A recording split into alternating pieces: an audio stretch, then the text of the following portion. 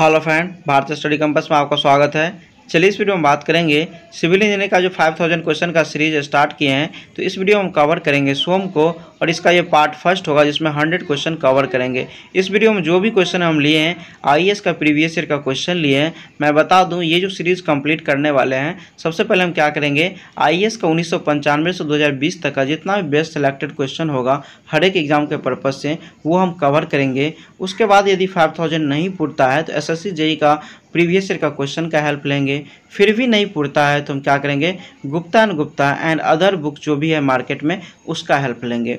ये जो वीडियो होगा हेल्पफुल होगा सभी सिविल इंजीनियरिंग एग्ज़ाम के लिए, जितना भी एग्ज़ाम होने वाला है सिविल इंजीनियरिंग का सभी के लिए। तो प्लीज़ वीडियो को लाइक करें, शेयर करें और चैनल को सब्सक्राइब करना ना भूलें, क्योंकि आप ही लोग के हेल्प से हम मोटिवेट होते हैं और क्या करते हैं, वीडियो बनाने का मन करता है। जिनको वीडियो का स्पीड लगे स्लो है, आप क्या कर सकते हैं, इंक्रीज करके देख सकते हैं। तो चलिए स्टार्ट करते हैं। इस सेट का पहला क्वेश्चन देखेंगे, given that for an element in a body of homogeneous isotropic material subjected to a plane stress sigma x, sigma y and sigma z are normal strain in x, y and z direction respectively and mu is the Poisson ratio, the magnitude of the unit volume change of the element is given by. यहाँ पे देखिए उनको बोला unit volume change निकालने के लिए ये जो होता है चेंज ऑफ वॉल्यूम बटे टोटल वॉल्यूम, ये जो बराबर होगा वॉल्यूमेट्रिक स्ट्रेन का, और वॉल्यूमेट्रिक स्ट्रेन जो होता है summation of strain in x direction plus strain in y direction plus strain in z direction. तो पहला का जो सही ऑप्शन हो जाएगा ये हो जाएगा ए।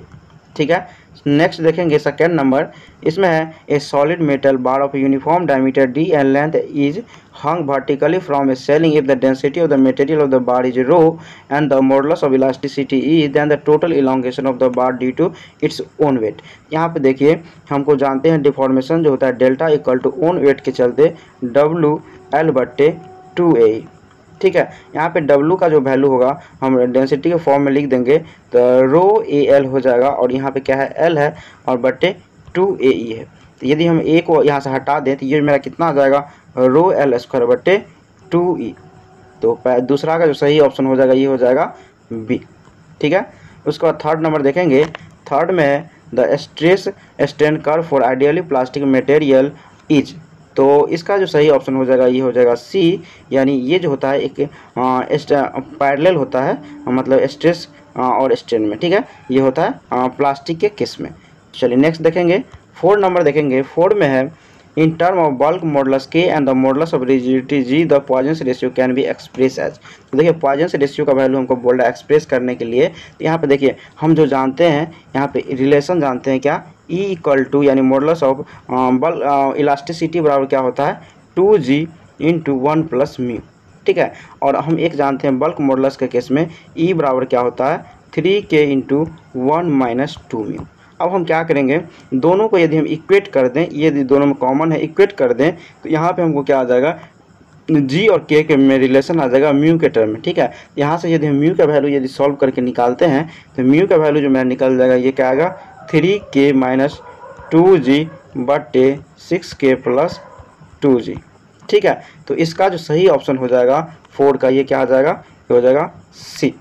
ठीक है, उसके बाद 5 नंबर देखेंगे, 5 में दिया हुआ है ए bar of diameter 30 mm is subjected to a tensile load such that the measure extension on a gauge length of 200 mm is 0.09 mm and the change in the diameter is 0.0045 mm, the Poisson's ratio will be। यहाँ पर देखिए हम Poisson's ratio का जो formula जानते हैं, ये होता है मी इक्वल टू लेटरल स्ट्रेन बटे लॉन्गिट्यूडनल स्ट्रेन। ठीक है, स्ट्रेन होता है, तो यहाँ पे देखिए जो वैल्यू हमको दिया हुआ है लेटरल स्ट्रेन करने का मतलब हुआ जो डाया जो पहले चेंज होगा वो लिखेंगे।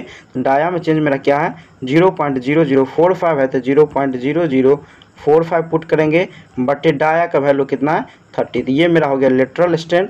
उसके बाद लॉन्गिट्यूडनल स्ट्रेन देखेंगे तो चेंज इन लेंथ का जो वैल्यू है वो देंगे बटे टोटल लेंथ कर देंगे, तो ये मेरा क्या आ जाएगा 0.09 बटे 200 हम क्या कर देंगे यहाँ पुट कर देंगे। इसको यदि हम सॉल्व करते हैं यानी ये मैग्नीट्यूड में आएगा तो यह क्या होगा, हमेशा पॉजिटिव होगा। तो म्यू का जो वैल्यू यहाँ से निकल के आएगा ये आएगा कितना, म्यू इक्वल टू 1/3। ठीक है, तो 5 का जो सही ऑप्शन हो जाएगा ये हो जाएगा B। ठीक है, उसके बाद 6 नंबर देखेंगे, 6 में दिया हुआ है when a mild steel specimen fail in a torsion test the fracture look like. तो देखिए टॉर्सन के केस में 90 डिग्री एक्सिस पे क्या होता है, फेल होता है। इसका जो सही ऑप्शन हो जाएगा ए, यानी ये क्या होता है 90 डिग्री पे फ्रैक्चर होता है। ठीक है, तो 6 का सही ऑप्शन हो गया, ये हो गया ए। 7 नंबर देखेंगे, a 2 metre long bar of uniform section 50 mm square extended 2 mm अंदर a limited axial stress of 200 newton per mm square, what is the modulus of resilience for the bar. यहाँ पर देखिए मॉडुलस ऑफ रेजिलेंस की बात कर रहा है, तो मॉडुलस ऑफ रेजिलेंस जो होता है ये होता है स्ट्रेन एनर्जी, यानी इसको हम यू से डिनोट करते हैं पर यूनिट वॉल्यूम के बराबर। और इसका जो हम जानते हैं strain energy per unit volume का जो फार्मूला होता है ये होता है 1/2 इंटू स्ट्रेस इंटू स्ट्रेन। ठीक है, यहाँ पे हमको वैल्यू दिया हुआ है और यहाँ पे 1/2 इंटू स्ट्रेस का वैल्यू हमको कितना दिया हुआ है, ये दिया हुआ है 200 न्यूटन पर mm स्क्वायर। यहाँ पे हम 200 पुट कर देंगे। और स्ट्रेन का जो वैल्यू होता है यहाँ पे चेंज ऑफ लेंथ बटे टोटल लेंथ। तो यहाँ पे हमको क्या चेंज ऑफ लेंथ दिया हुआ है 2 mm, तो हम यहाँ पे क्या कर देंगे 2 पुट कर देंगे। और यहाँ पे जो मेरा है 2 मीटर लॉन्ग बार की बात कर रहा है, तो लेंथ को किसको हम क्या करेंगे mm में कन्वर्ट कर देंगे, तो ये जो मेरा हो जाएगा 2000 हो जाएगा। यदि इसको हम कैलकुलेट करेंगे तो ये जो मेरा आएगा 0.1 यूनिट के बराबर। ठीक है, तो इस 7 का जो सही ऑप्शन हो जाएगा ये हो जाएगा ए। उसके बाद हम 8 नंबर देखेंगे। 8 में दिया हुआ है the stress level below which a material has a high probability of not falling under the reversible stress is known as. तो देखिए यहाँ पे साइक्लिक लोडिंग जब पड़ता है तो मतलब रिवर्सेबल स्ट्रेस जब तक जहाँ तक फॉल नहीं करता, ये जो लिमिट है इंडोरेंस लिमिट, ठीक है, इससे ऊपर जाता है तो क्या होता है साइक्लिक के केस में जो फेल होता है तो इंडोरेंस लिमिट से जब ज़्यादा हो जाता है तो यहाँ इसका जो 8 का सही ऑप्शन हो जाएगा ये हो जाएगा बी। उसके बाद 9 नंबर देखेंगे। 9 में है if all dimension of the prismatic bar of square cross section suspended freely from the ceiling of the roof are double then the total elongation produced by the its own weight will be increase. यहाँ पर हमको देखिए bold है, जब हम क्या करते हैं लेंथ को डबल कर देते हैं तो इसमें बोल्ड है डायमेंशन में कितना चेंज आ जाएगा। ठीक है, तो यहाँ पे हम क्या करते हैं देखिए ओन वेट के चलते जो हम डिफ्लेक्शन जानते हैं डेल्टा, ये कितना होता है गामा एल स्क्वायर बटे 2e। ठीक है, अब यहाँ पे देखिए पहला केस में ये था और दूसरा केस में हम क्या किए लेंथ को चेंज करते। तो पहला केस में ये देखिए डेल्टा 1 देखें तो ये मेरा क्या हो गया गामा एल स्क्वायर बटे 2e। ठीक है, अब दूसरा केस में यदि हम देखेंगे तो डेल्टा 2 मान लेते हैं और ये पे एल है, वहाँ पे L1 है, यहाँ पे हम क्या करते हैं यहाँ पे L2 मान लेते हैं, यानी गामा इसको L1 मान लेते हैं, इसको L2 मान लेते हैं, स्क्वायर कर देते हैं बटे 2e मान लेते हैं। ठीक है, अब यहाँ पे देखिए लेंथ को हम क्या करेंगे 2 से मल्टीप्लाई कर देंगे तो ये कितना 4 टाइम्स हो जाएगा, 2 का स्क्वायर हो जाएगा 4 टाइम्स यहाँ पे हो जाएगा। यहाँ पे यदि हम देखा जाए तो मेरा कितना आ जाएगा, ये यदि देखें तो डेल्टा 1 बट डेल्टा 2 का यदि हम वैल्यू देखें ये आ जाएगा 1/4 के बराबर। तो यहाँ पे मेरा डेल्टा 2 बराबर कितना हो जाएगा, डेल्टा 2 बराबर जो हो जाएगा ये हो जाएगा 4 इंटू डेल्टा 1 के बराबर। ठीक है, तो 9 का जो सही ऑप्शन हो जाएगा ये हो जाएगा क्या बी 4 टाइम्स। उसके बाद 10 नंबर देखेंगे। 10 में a given material has young modulus E and modulus of rigidity G and Poisson's ratio 0.25, the ratio of young modulus to the modulus of rigidity of the material is। यहाँ पे देखिए हमको बोल रहा है रेशियो निकालने के लिए यंग मॉडुलस और मॉडुलस ऑफ रिजिडिटी का। यहाँ पे हमको पॉइजन्स रेशियो का वैल्यू दिया हुआ है, तो हम फार्मूला जानते हैं E इक्वल टू होता है क्या 2G इंटू 1 प्लस म्यू। ठीक है, यहाँ पे देखिए E का बटे G का हमको क्या रहा है रिलेशन निकालना है, तो E/G हम यदि कर देते हैं तो ये मेरा क्या हो जाएगा 2 इंटू 1 प्लस म्यू का वैल्यू हमको 0.25 दिया हुआ है, यहाँ पर हम 0.25 पुट कर देंगे। ठीक है, इसको जो हम यदि कैलकुलेट करेंगे तो इसका जो मेरा वैल्यू निकल के आएगा क्या आ जाएगा 2.5। तो 10 का जो सही ऑप्शन हो जाएगा ये हो जाएगा सी। उसके बाद 11 देखेंगे। 11 में दिया हुआ है if A B the area of cross section of a bar the gauge length of the measurement of ductility will be. यहाँ पर देखिए हम गॉज लेंथ का जो फार्मूला होता है ये होता है 5.65 रूट अंडर ए। तो 11 का जो सही ऑप्शन हो जाएगा ये हो जाएगा ए। उसके बाद 12 नंबर देखेंगे। 12 में हमको दिया हुआ है मैच कराने के लिए किससे कौन मैच कर रहा है, तो 12 का जो सही ऑप्शन हो जाएगा यहाँ पे ये हो जाएगा डी। देखिए ए का जो है 2 होगा, जैसे डक्टिलिटी है तो ये होता है draw the permanent over great change of the shape without rupture. देखिए इसका यदि हम डक्टिलिटी का डायग्राम देखें तो कुछ इस टाइप से दिखता है स्ट्रेस स्ट्रेन का। तो सबसे पहले क्या होता है प्रोपोर्शनलिटी लिमिट तक जाता है, फिर क्या होता है इलास्टिक यील्ड पॉइंट पे जाता है, फिर वेरिएशन होता है, फिर प्लास्टिक लिमिट आता है, फिर क्या होता है अल्टीमेट तक जाता है, फिर रप्चर होता है। ठीक है, तो इस टाइप से मेरा इसका डायग्राम बनता है। तो ये बोल रहा है मतलब क्या, draw permanently over great change of the shape without rupture, मतलब विदाउट टूटे हुए, मतलब क्या होता है लॉन्ग चेंज हो सकता है। ठीक है, तो इसका जो सही ऑप्शन हो गया ए का 2 हो गया। और बी का देखेंगे brittleness the fall without warning, ये जो होता है विदाउट वार्निंग क्या होता है, फेल हो जाता है। यानी इसका डायग्राम देखें स्ट्रेस स्टेशन का, तो ये डायरेक्ट अल्टीमेट लिमिट पे पहुंच जाता है। ये क्या होता है फॉल हो जाता है विदाउट वार्निंग दिए हुए। उसके बाद हम टेनेसिटी की बात करें तो सी का जो सही ऑप्शन क्या है, यह 4 यानी हाई टेंसाइल स्ट्रेंथ। ठीक है, तो यहाँ पे देखिए टेनेसिटी जो होता है प्रॉपर्टी ऑफ मटेरियल होता है, क्या करता है रेसिस्ट करता है under the action of the tensile load. मतलब टेंसाइल लोड के केस में मतलब रेसिस्ट करता है, जो रेसिस्टिंग पावर जो होता है मटेरियल का, उसको हम बोलते हैं टेनेसिटी। उसका टफनेस की बात करें डी है, तो इसका जो सही ऑप्शन हो जाएगा ये हो जाएगा 3 यानी absorption of the energy at a high stress without rupture. ठीक है, तो यहाँ पे यदि हम इसको मिलाएं तो क्या हो गया, ए का 2 हो गया और बी का 1 हो गया, सी का 4 हो गया और डी का 3 हो गया, यानी 12 का सही ऑप्शन था डी। उसके बाद 13 नंबर देखेंगे। 13 में दिया हुआ है which of the following is not correctly match, यहाँ पे कौन मैच सही से नहीं कर रहा है।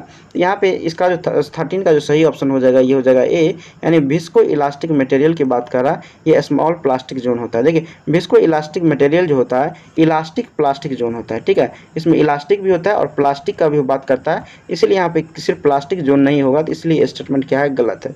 उसके बाद हम बात करें इधर का, देखिए स्ट्रेन हार्डनिंग मटेरियल जो होता है स्टीफनिंग क्या होता है effect failed at some stage में। ठीक है, उसके बाद ऑर्थोट्रॉपिक मटेरियल की बात करता है तो different properties in three perpendicular direction, मतलब ऑर्थोट्रॉपिक मटेरियल का प्रॉपर्टी जो होता है सभी डायरेक्शन में चेंज होता है। जबकि आइसोट्रॉपिक मटेरियल की बात करें इसका जो फिजिकल प्रॉपर्टी होता है सभी डायरेक्शन में क्या होता है सेम होता है। तो 13 का जो सही ऑप्शन हो गया ये हो गया ए। उसके बाद नेक्स्ट देखेंगे 14 है। 14 में in an experiment it is found that the bulk modulus of the material is equal to the shear modulus the Poisson ratio is. ठीक है, यहाँ पे हमको बोल रहा है बल्क मॉडुलस जो इक्वल है शेयर मॉडुलस का, तो पॉइजन रेशियो क्या होगा। तो चलिए हम इसका रिलेशन देखते हैं। यहाँ पे देखिए हम 2 रिलेशन जानते हैं। बल्क मॉडुलस, यहाँ पे मॉडुलस ऑफ इलास्टिसिटी बराबर ये होता है 3 इंटू बल्क मॉडुलस, जिसको के से डिनोट करते हैं इंटू 1 माइनस 2 म्यू। दूसरा रिलेशन होता है मेरे पास क्या, ई इक्वल टू जो मॉडुलस ऑफ इलास्टिसिटी है into 2g into 1 plus mu. ठीक है, यदि हम इसको इक्वेट कर दें तो ये जो मेरा बराबर हो जाएगा किसका, ये हो जाएगा क्या 3k into 1 minus 2 mu equal to 2g into 1 plus mu. ठीक है, और यहाँ पे हमको बोल रहा है क्या bulk modulus of the material equal है शेयर मॉडुलस, यानी यहाँ पे k इक्वल टू क्या है g का। ठीक है, यहाँ पे k बराबर g हो जाएगा, यानी यहाँ से हम क्या करते हैं k g को हटा देंगे, तो यहाँ से यदि हम सॉल्व करेंगे तो म्यू का जो वैल्यू निकल के आएगा ये आएगा कितना 1/8, तो ये जो वैल्यू होगा 0.125। तो इसका जो सही ऑप्शन हो जाएगा 14 का ये क्या हो जाएगा, ये हो जाएगा ए। ठीक है, ये हो जाएगा 0.125। उसके बाद 15 नंबर देखेंगे। 15 में दिया हुआ है a cylindrical bar of 20 mm diameter and 1 metre length is subjected to a tensile test. It longitudinal strain is 4 times that of a lateral strain. If the modulus of elasticity is 2 × 10⁵ Newton per mm square, then the modulus of rigidity will be। यहाँ पे देखिए हमको बोल रहा है modulus of rigidity निकालने के लिए, और यहाँ पे हमको क्या है यंग मॉडुलस का वैल्यू दिया, यानी सभी का हमको वैल्यू यहाँ पे हमको पता है। ठीक है, तो चलिए देखते हैं। तो यहाँ पे देखिए हम जानते हैं ये रिलेशन E इक्वल टू क्या होता है 2g इंटू 1 प्लस म्यू। अब सबसे पहले हमको क्या करना पड़ेगा, म्यू का वैल्यू निकालना पड़ेगा, और म्यू बराबर जो यहाँ पे हम फार्मूला जानते हैं क्या होता है लेटरल स्ट्रेन, मतलब लेटरल बटे स्ट्रेन लॉन्गिट्यूडनल।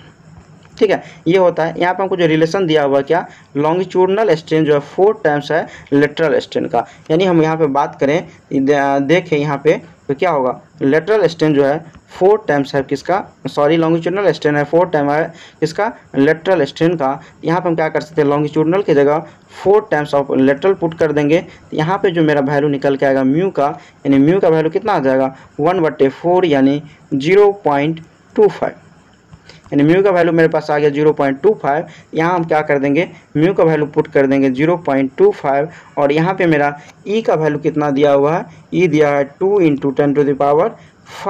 यहाँ से मेरा जी का वैल्यू क्या होगा निकल के आ जाएगा। जी क्या है मेरा शियर मॉडुलस, ठीक है। तो मॉडुलस ऑफ रिजिडिटी, तो इसका जो वैल्यू मेरा जी का निकल के आ जाएगा, ये कितना आ जाएगा 0.8 इंटू 10⁵, ठीक है। तो 15 का जो सही ऑप्शन हो जाएगा ये हो जाएगा डी, ठीक है। उसका 16 नंबर देखेंगे। 16 में दिया हुआ है creep is the graduated increase gradual increase of, तो 16 का जो सही ऑप्शन हो जाएगा ये हो जाएगा ए, यानी plastic strain with time of at constant load, ठीक है। इसमें होता है प्लास्टिक स्ट्रेन होता है टाइम एट कांस्टेंट लोड, मतलब क्रीप जो डिपेंड करता है टाइम पे, टाइम के अनुसार क्या होता है इस पर इसमें डिफॉर्मेशन आते जाता है धीरे धीरे, तो ये तो होता है प्लास्टिक डिफॉर्मेशन होता है, ठीक है। क्योंकि इलास्टिक होता है, इलास्टिक में रिकवर करने की क्षमता होती है, जबकि प्लास्टिक में रिकवर करने की क्षमता नहीं होती है। तो 16 का जो सही ऑप्शन हो जाएगा ये हो जाएगा ए। उसका 17 नंबर देखेंगे। 17 में मैच कराने के लिए दिया हुआ है हमको, तो यहाँ पर हम देखते हैं, तो यहाँ पर डायग्राम हमको दिया हुआ है, तो 17 का जो इसका जो सही ऑप्शन हो जाएगा क्या हो जाएगा, ये हो जाएगा ए, ठीक है। यहाँ पर देखिए दिया हुआ है ए का जो क्या है 3 है, तो यहाँ पर देखिए इस पॉइंट को हम क्या बोलते हैं, यील्ड पॉइंट बोलते हैं, यील्ड बोलते हैं। और उसके बाद है बी का प्रोपोर्शनैलिटी लिमिट, तो यहाँ से यहाँ तक के लाइन को हम क्या बोलते हैं, प्रोपोर्शनैलिटी लिमिट बोलते हैं, मतलब ये कांस्टेंट रहता है। उसके बाद सी है, सी का जो इसको हम बोलते हैं रप्चर स्ट्रेंथ, मतलब इस पॉइंट के बाद जाके बीम जो होता है या डक्टाइल मटेरियल जो होता है वो क्रैक कर जाता है। उसके बाद डी का देखें, तो डी क्या है, अल्टीमेट स्ट्रेंथ है, इस ये यहाँ पे मैक्सिमम स्ट्रेंथ रहता है, ठीक है। तो इसका जो सही ऑप्शन हो गया ये हो गया ए। उसके बाद नेक्स्ट देखेंगे 18 नंबर है, bulk modulus of elasticity of the material is twice its modulus of rigidity, the Poisson's ratio of the material is. यहाँ पे देखिए हमको बोल रहा है पॉइजंस रेशियो निकालने के लिए बल्क मॉडुलस ऑफ इलास्टिसिटी क्या है, ट्वाइस है मॉडुलस ऑफ रिजिडिटी का। तो यहाँ पे देखिए हम जो फार्मूला जानते हैं किसके रिलेशन, ये जो होता है मेरा E = 2G × 1 + μ, ये हो गया रिजिडिटी के केस में। और दूसरा हम जानते हैं बल्क मॉडुलस के केस में E = होता है 3K × 1 - 2 μ, ठीक है। अब हम यदि दोनों को इक्वेट कर दें या दोनों को डिवाइड करके हम लिख दें, तो यहाँ से जो मेरा क्या आ जाएगा रिलेशन, यानी 1 बराबर कितना आ जाएगा 2G × 1 + μ बट्टे 3K × 1 - 2 μ, ठीक है। और यहाँ पे हमको दिया हुआ है क्या, K = जो है bulk modulus of elasticity of material twice the modulus of the rigidity, यानी K बराबर हमको 2G दिया हुआ है, ठीक है। यहाँ पे हम क्या करेंगे, K की जगह 2G पुट कर देंगे, 2G पुट कर देंगे, यहाँ से जो G कट जाएगा और यहाँ जो वैल्यू हम कैलकुलेट करेंगे तो म्यू का वैल्यू जो निकल के आएगा मेरा ये आ जाएगा कितना 2/7। तो 18 का जो सही ऑप्शन हो जाएगा ये हो जाएगा क्या, ये हो जाएगा बी, ठीक है। उसका हम नेक्स्ट देखेंगे 19 देखेंगे। 19 में है क्रीप ऑफ ए मटेरियल जो प्रॉपर्टी इंडिकेटेड बाय, तो ये जो इसका जो सही ऑप्शन हो जाएगा ये हो जाएगा ए, यानी ये क्या है time dependent strain of the material, मतलब टाइम के अनुसार ये इसमें डिफॉर्मेशन आता है। तो 19 का सही ऑप्शन हो गया, ये हो गया ए। उसके बाद 20 नंबर देखेंगे। 20 में रेजिलेंस इज, ठीक है। तो 20 का सही ऑप्शन हो जाएगा ये हो जाएगा बी, यानी रिकवरेबल स्ट्रेन एनर्जी। देखिए रेजिलेंस में बात करते हैं strain energy per unit volume को बोलते हैं, और ये मैक्सिमम इलास्टिक लिमिट तक बात करता है। तो जो ये क्या होता है रिकवरेबल होता है स्ट्रेन एनर्जी। तो 20 का जो सही ऑप्शन हो गया ये हो गया बी। उसके बाद हम 21 देखेंगे। 21 में है a member having length L cross section area A and modulus of elasticity E is subjected to an axial load W, the strain energy stored in the member is, ठीक है। यहाँ पे हमको बोल रहा है स्ट्रेन एनर्जी निकालने के लिए, ठीक है। तो यहाँ पे देखिए हम स्ट्रेन एनर्जी का फार्मूला जानते हैं, ये क्या होता है U = 1/2 × W × डेल्टा, ठीक है। और डेल्टा बराबर हम जानते हैं क्या होता है, डेल्टा हो गया डिफॉर्मेशन, और डिफॉर्मेशन बराबर यहाँ पर मेरा हो जाएगा क्या, ये हो जाता है WL/A। और यहाँ पे यदि हम इसको एक जगह लिखें तो ये इसको स्ट्रेन एनर्जी बराबर हम क्या लिख सकते हैं, हम लिख सकते हैं W² × L/2A, ठीक है। तो 21 का जो सही ऑप्शन हो जाएगा ये हो जाएगा क्या, ये हो जाएगा सी। उसके बाद हम 22 देखेंगे।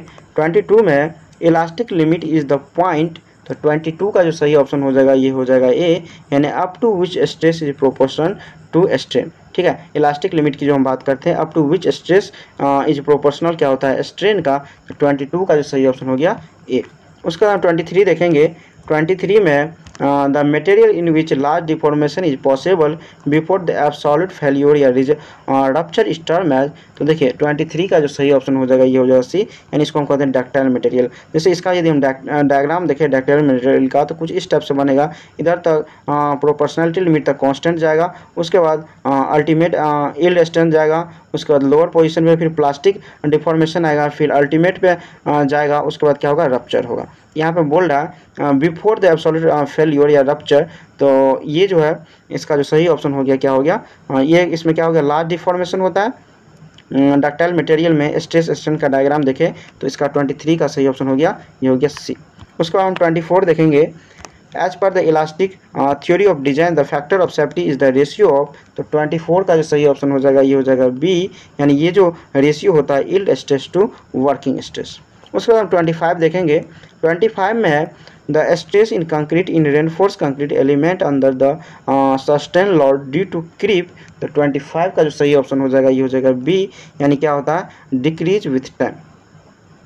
ठीक है, तो इसका सही ऑप्शन हो गया बी। उसके बाद 26 नंबर देखेंगे। 26 में if the Young modulus E is equal to the bulk modulus K then the what is the value of the Poisson ratio. यहाँ पे देखिए हमको ई इक्वल टू क्या किया है बल्क मॉडुलस के बराबर कर दिया है, यानी हम फार्मूला जानते हैं modulus of elasticity E equal to 3k, यानी bulk modulus into 1 minus 2 mu. तो यहाँ पे देखिए ई बराबर हमको क्या कर दिया है के बराबर कर दिया है। तो यहाँ पे यदि हम देखेंगे 26 में तो ये मेरा क्या आएगा बराबर कर दिया, तो ये क्या आ जाएगा 1/3 इक्वल टू ये जो मेरा बराबर हो जाएगा 1 माइनस 2 म्यू के। ठीक है, इसके बराबर हो जाएगा। और यदि हम इसको क्या करेंगे सॉल्व करेंगे तो ये जो मेरा निकल के कितना आएगा म्यू का वैल्यू ये आएगा कितना 1/3।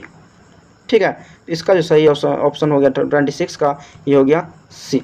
उसके बाद हम 27 देखेंगे। 27 में दिया हुआ है the failure surface of a standard cast iron torsion specimen subjected to a torque is along, तो 27 का सही ऑप्शन हो जाएगा ये हो जाएगा ए, यानी द सरफेस हेल्यू क्वाड्रल at 45 degree to the axis of the specimen. ठीक है, उसके बाद 28 देखेंगे। 28 में होगा एक composite system where the component are of equal length is subjected to a temperature rise, which one of the following states will be developed in the component having higher coefficient of the linear expansion। देखिए आप हमको बात कर रहा है, देखिए कोई भी कंपोजिट मटेरियल है, जैसे मान लीजिए हम क्या किए एक स्टील का मान लिए और एक कॉपर का मान लिए। ठीक है, कॉपर का मान लिए। अब इसमें जैसे हम बोल रहा है higher coefficient of linear expansion, जिसमें ज़्यादा होगा यानी इसका कॉपर का ज़्यादा होता है लीनियर एक्सपेंशन। हम एग्जांपल के तौर पे इसको मान लिए हैं। तो देखिए जब एक्सपेंशन ज़्यादा होगा तो जो क्या होगा टेम्परेचर यदि राइज करता है तो ये क्या होगा ये बाहर जाने का मूव करने का कोशिश करेगा, जो इसका कोएफिशिएंट ऑफ लीनियर एक्सपेंशन ज़्यादा होगा तो जाने का कोशिश करेगा। बट स्टिल जो है इसका लीनियर एक्सपेंशन कोएफिशिएंट यदि कम है तो ये क्या होगा इसको खींचने की कोशिश करेगा, यानी अपने साथ पकड़ के रखना चाहेगा। तो इस केस में क्या होगा कॉपर पे कंप्रेशन आ जाएगा। ठीक है, और एक कॉपर के चलते इसमें क्या आएगा थोड़ा सा भी क्या होगा टेंसाइल प्रॉपर्टी आ जाएगा, क्योंकि इसमें खींचने का प्रॉपर्टी दिखेगा, क्योंकि कॉपर के चलते कुछ ना कुछ तो ज़रूर खींचा जाएगा। तो यहाँ पे यदि हम बात करें कॉपर के जिसका लीनियर एक्सपेंशन ज़्यादा रहेगा तो वो क्या होगा कंप्रेसिव स्ट्रेस कंप्रेशन शो करेगा, और जिसमें लीनियर एक्सपेंशन कम होगा उसमें जो क्या होगा टेंसाइल होगा। ठीक है, तो 28 का जो सही ऑप्शन हो जाएगा यहाँ पे क्या हो जाएगा ये हो जाएगा ए, यानी कंप्रेशन। यहाँ बात कर रहा है हायर जिसका कोएफिशिएंट ऑफ लीनियर एक्सपेंशन होगा इसमें क्या होगा कंप्रेसिव स्ट्रेस होगा, जिसमें लोअर होगा उसमें टेंसाइल होगा। ये आप क्या कर सकते हैं सिंपल कॉमन तरीका से भी याद कर सकते हैं। ठीक है, उसके बाद 29 देखेंगे। 29 में है what is the nature of the stress in A ceiling fan rod, तो सेलिंग फैन रॉड में जो स्ट्रेस का नेचर होता है ये होता है टेंसाइल। तो 29 का जो सही ऑप्शन हो जाएगा ये हो जाएगा बी। उसका 30 नंबर देखेंगे। 30 में है some structural member subjected to a long time sustain load deform progressively with time specially at elevated temperature what such a phenomenon called, तो 30 का जो सही ऑप्शन हो जाएगा ये हो गया बी। मतलब यहाँ पे बात करें देखिए जहाँ पे टाइम रहे लॉन्ग टाइम हमको जिसमें लग रहा है डिफॉर्म करने में, तो उस केस में आप समझ सकते हैं ये क्या होता है क्रीप का प्रॉपर्टी होता है। तो 30 का जो सही ऑप्शन हो जाएगा ये हो जाएगा बी। उसका हम 31 देखेंगे। 31 में given E as the young modulus of the elasticity of the material, what can be minimum value of it bulk modulus of the elasticity। देखिए इस कंसेप्ट में हम बहुत सारा क्वेश्चन देख चुके हैं और इसमें कुछ क्वेश्चन और भी है, बट इसमें क्या कुछ ना कुछ डिफरेंस जरूर है। तो प्लीज़ जो भी है पूरे क्वेश्चन को देखें, आपका कंसेप्ट बहुत ज़्यादा क्लियर हो जाएगा। और हम हर एक टॉपिक वाइज अच्छा से कवर कराने वाले हैं, हर एक सेट वाइज 100 क्वेश्चन के सेट में। तो प्लीज़ पैसेंस के साथ हर एक क्वेश्चन को जरूर देखें, ठीक है। तो यहाँ पे हमको बोल रहा है इस क्वेश्चन में देखेंगे यंग मॉडुलस ऑफ इलास्टिसिटी है ई और what is the minimum value of the bulk modulus of elasticity. यहाँ पे हमको बोल रहा है बल्क मॉडुलस ऑफ इलास्टिसिटी क्या होगा। तो मतलब इसका रिलेशन हमको निकालना है बल्क मॉडुलस ऑफ इलास्टिसिटी और यंग मॉडुलस में। तो यहाँ पे देखिए ई बराबर हम जानते हैं, यानी यंग मॉडुलस बराबर 3k × 1 - 2 ठीक है। अब यहाँ पे हमको बोल रहा है मिनिमम की बात कर रहा है। तो देखिए म्यू की वैल्यू हम जो लेते हैं 0 मिनिमम लेते हैं और मैक्सिमम 0.5 लेते हैं। तो यहाँ पे मिनिमम की बात कर रहा है, तो यहाँ पे 0 हम पुट कर देंगे। यदि हम 0 पुट कर देते हैं तो यहाँ पे ये जो मेरा वैल्यू निकल के आएगा E = हो जाएगा 3k। और यहाँ पे यदि हम देखेंगे k बराबर, तो ये जो मेरा क्या हो जाएगा E/3, ठीक है। तो ये मेरा आंसर आ जाएगा 31 का जो सही ऑप्शन हो जाएगा ये हो जाएगा बी। उसका 32 देखेंगे, 32 में है Poisson's ratio is defined as the ratio of, तो 32 का सही ऑप्शन हो जाएगा बी, यानी ये जो होता है lateral strain and longitudinal strain का रेशियो होता है, ठीक है। 32 का सही ऑप्शन हो गया बी। उसका हम 33 देखेंगे, the material in which large deformation is possible before absolute failure by rupture is takes place is known as. इसको जो हम बोलते हैं क्या आपको बोलते हैं डक्टाइल मटेरियल बोलते हैं। इससे पहले भी हम इस टाइप का क्वेश्चन देख चुके हैं, मतलब जिसमें लार्ज डिफॉर्मेशन हो विदाउट फेल्योर, ठीक है, तो उसको बोलते हैं ब्रिटेल मटेरियल का। यदि बात करते हैं तो उसमें डायरेक्ट क्या होता है स्ट्रेस डायग्राम देखे थी, डायरेक्ट अल्टीमेट स्ट्रेन पे पहुंच जाता है, उसके बाद क्या होता है उसमें फेल्योर हो जाता है, ठीक है। तो इसमें लार्ज डिफॉर्मेशन होता है डक्टाइल में, जबकि क्या होता है ब्रिटेल में लार्ज डिफॉर्मेशन नहीं होता है। तो 33 का जो सही ऑप्शन हो गया ये हो गया ए। उसके बाद 34 देखें, if a material has a identical elastic property in all direction it is said to be. इसको जो हम बोलते हैं क्या बोलते हैं आइसोट्रॉपिक मटेरियल बोलते हैं। तो 34 का जो सही ऑप्शन हो जाएगा ये हो जाएगा बी। उसके बाद 35 देखें, Poisson's ratio of the material is 0.3 then the ratio of the Young modulus to bulk modulus is. देखिए यहाँ पे हमको बोल रहा है ratio of Young modulus to bulk modulus निकालने के लिए हम जानते हैं E = कितना होता है 3k × 1 - 2 म्यू। तो इस टाइप से हम क्या कितना क्वेश्चन देख चुके हैं। तो यहाँ पे हमको क्या है पॉइजन्स रेशियो का वैल्यू 0.3 है और यहाँ पे हम यदि रेशियो निकालते हैं E/ ratio of the Young modulus to bulk modulus E/k यहाँ करते हैं, ये मेरा क्या आ जाएगा 3 × 1 - 2 × 0.3, ठीक है। तो इसका जो वैल्यू जो निकल के आएगा ये कितना आ जाएगा 1.2 आ जाएगा। तो 35 का जो सही ऑप्शन हो जाएगा ये हो जाएगा सी। उसके बाद 36 देखेंगे, 36 में है the relationship between the Young modulus E and modulus of rigidity C and bulk modulus K is an elastic material is given by the relation. तो 36 का जो हम यदि रिलेशन देखें तो हम देखिए हम जानते हैं इसको निकालेंगे। तो जानते जनरली तो हम फार्मूला ही याद कर लेते हैं, बट हम यहाँ पे निकाल के आपको बता रहे हैं जो आप किस तरह इसको निकाल सकते हैं। तो जब देखिए यहाँ पे जानते हैं E = क्या होता है 3k × 1 - 2 म्यू, और यहाँ पे E = हम जानते हैं 2c, मतलब मॉडुलस ऑफ रिजिडिटी को C में लिखा हुआ है, C यहाँ पे लिख देंगे 1 + म्यू, ठीक है। अब यहाँ पे हम क्या करेंगे सेकेंड ऑप्शन से म्यू का वैल्यू निकाल लेंगे। यदि म्यू का वैल्यू सेकेंड से निकालते हैं तो ये जो मेरा आ जाएगा E/2c - 1, ये आ गया सेकेंड से। अब क्या करेंगे म्यू का वैल्यू हम फर्स्ट में पुट कर देंगे, फर्स्ट इक्वेशन में पुट कर देंगे। तो ये जो मेरा वैल्यू निकल के आएगा क्या E = 9kc/3k + c। तो 36 का जो सही ऑप्शन हो जाएगा ये हो जाएगा ए। उसका हम 37 देखेंगे, 37 में if the Poisson's ratio of the material is 0.5 then the elastic modulus of the material is. तो 37 का सही ऑप्शन हो जाएगा ये क्या हो जाएगा ये हो जाएगा ए, यानी 3 टाइम्स इट्स शेयर मॉडुलस। देखिए यहाँ पे बात कर रहा है, देखिए यहाँ पे हम सेम फार्मूला का यूज़ करेंगे E = 2g × 1 + म्यू। देखिए इस कंसेप्ट में बहुत ज़्यादा क्वेश्चन है, बट कुछ ना कुछ चेंजिंग है। अब बार बार देखें, इसमें हम हर एक टाइप का क्वेश्चन कवर कराने वाले हैं जितना टाइप का पॉसिबल है, ठीक है। यहाँ पे म्यू का वैल्यू कितना है 0.5 है। तो यहाँ से जो वैल्यू मेरा निकल के आएगा क्या आएगा E = कितना आएगा 3g, ठीक है। तो यही हो गया 3 टाइम्स इट्स शेयर मॉडुलस, यानी modulus equal elasticity equal to क्या हो जाएगा 3 टाइम्स ऑफ शेयर मॉडुलस, ठीक है।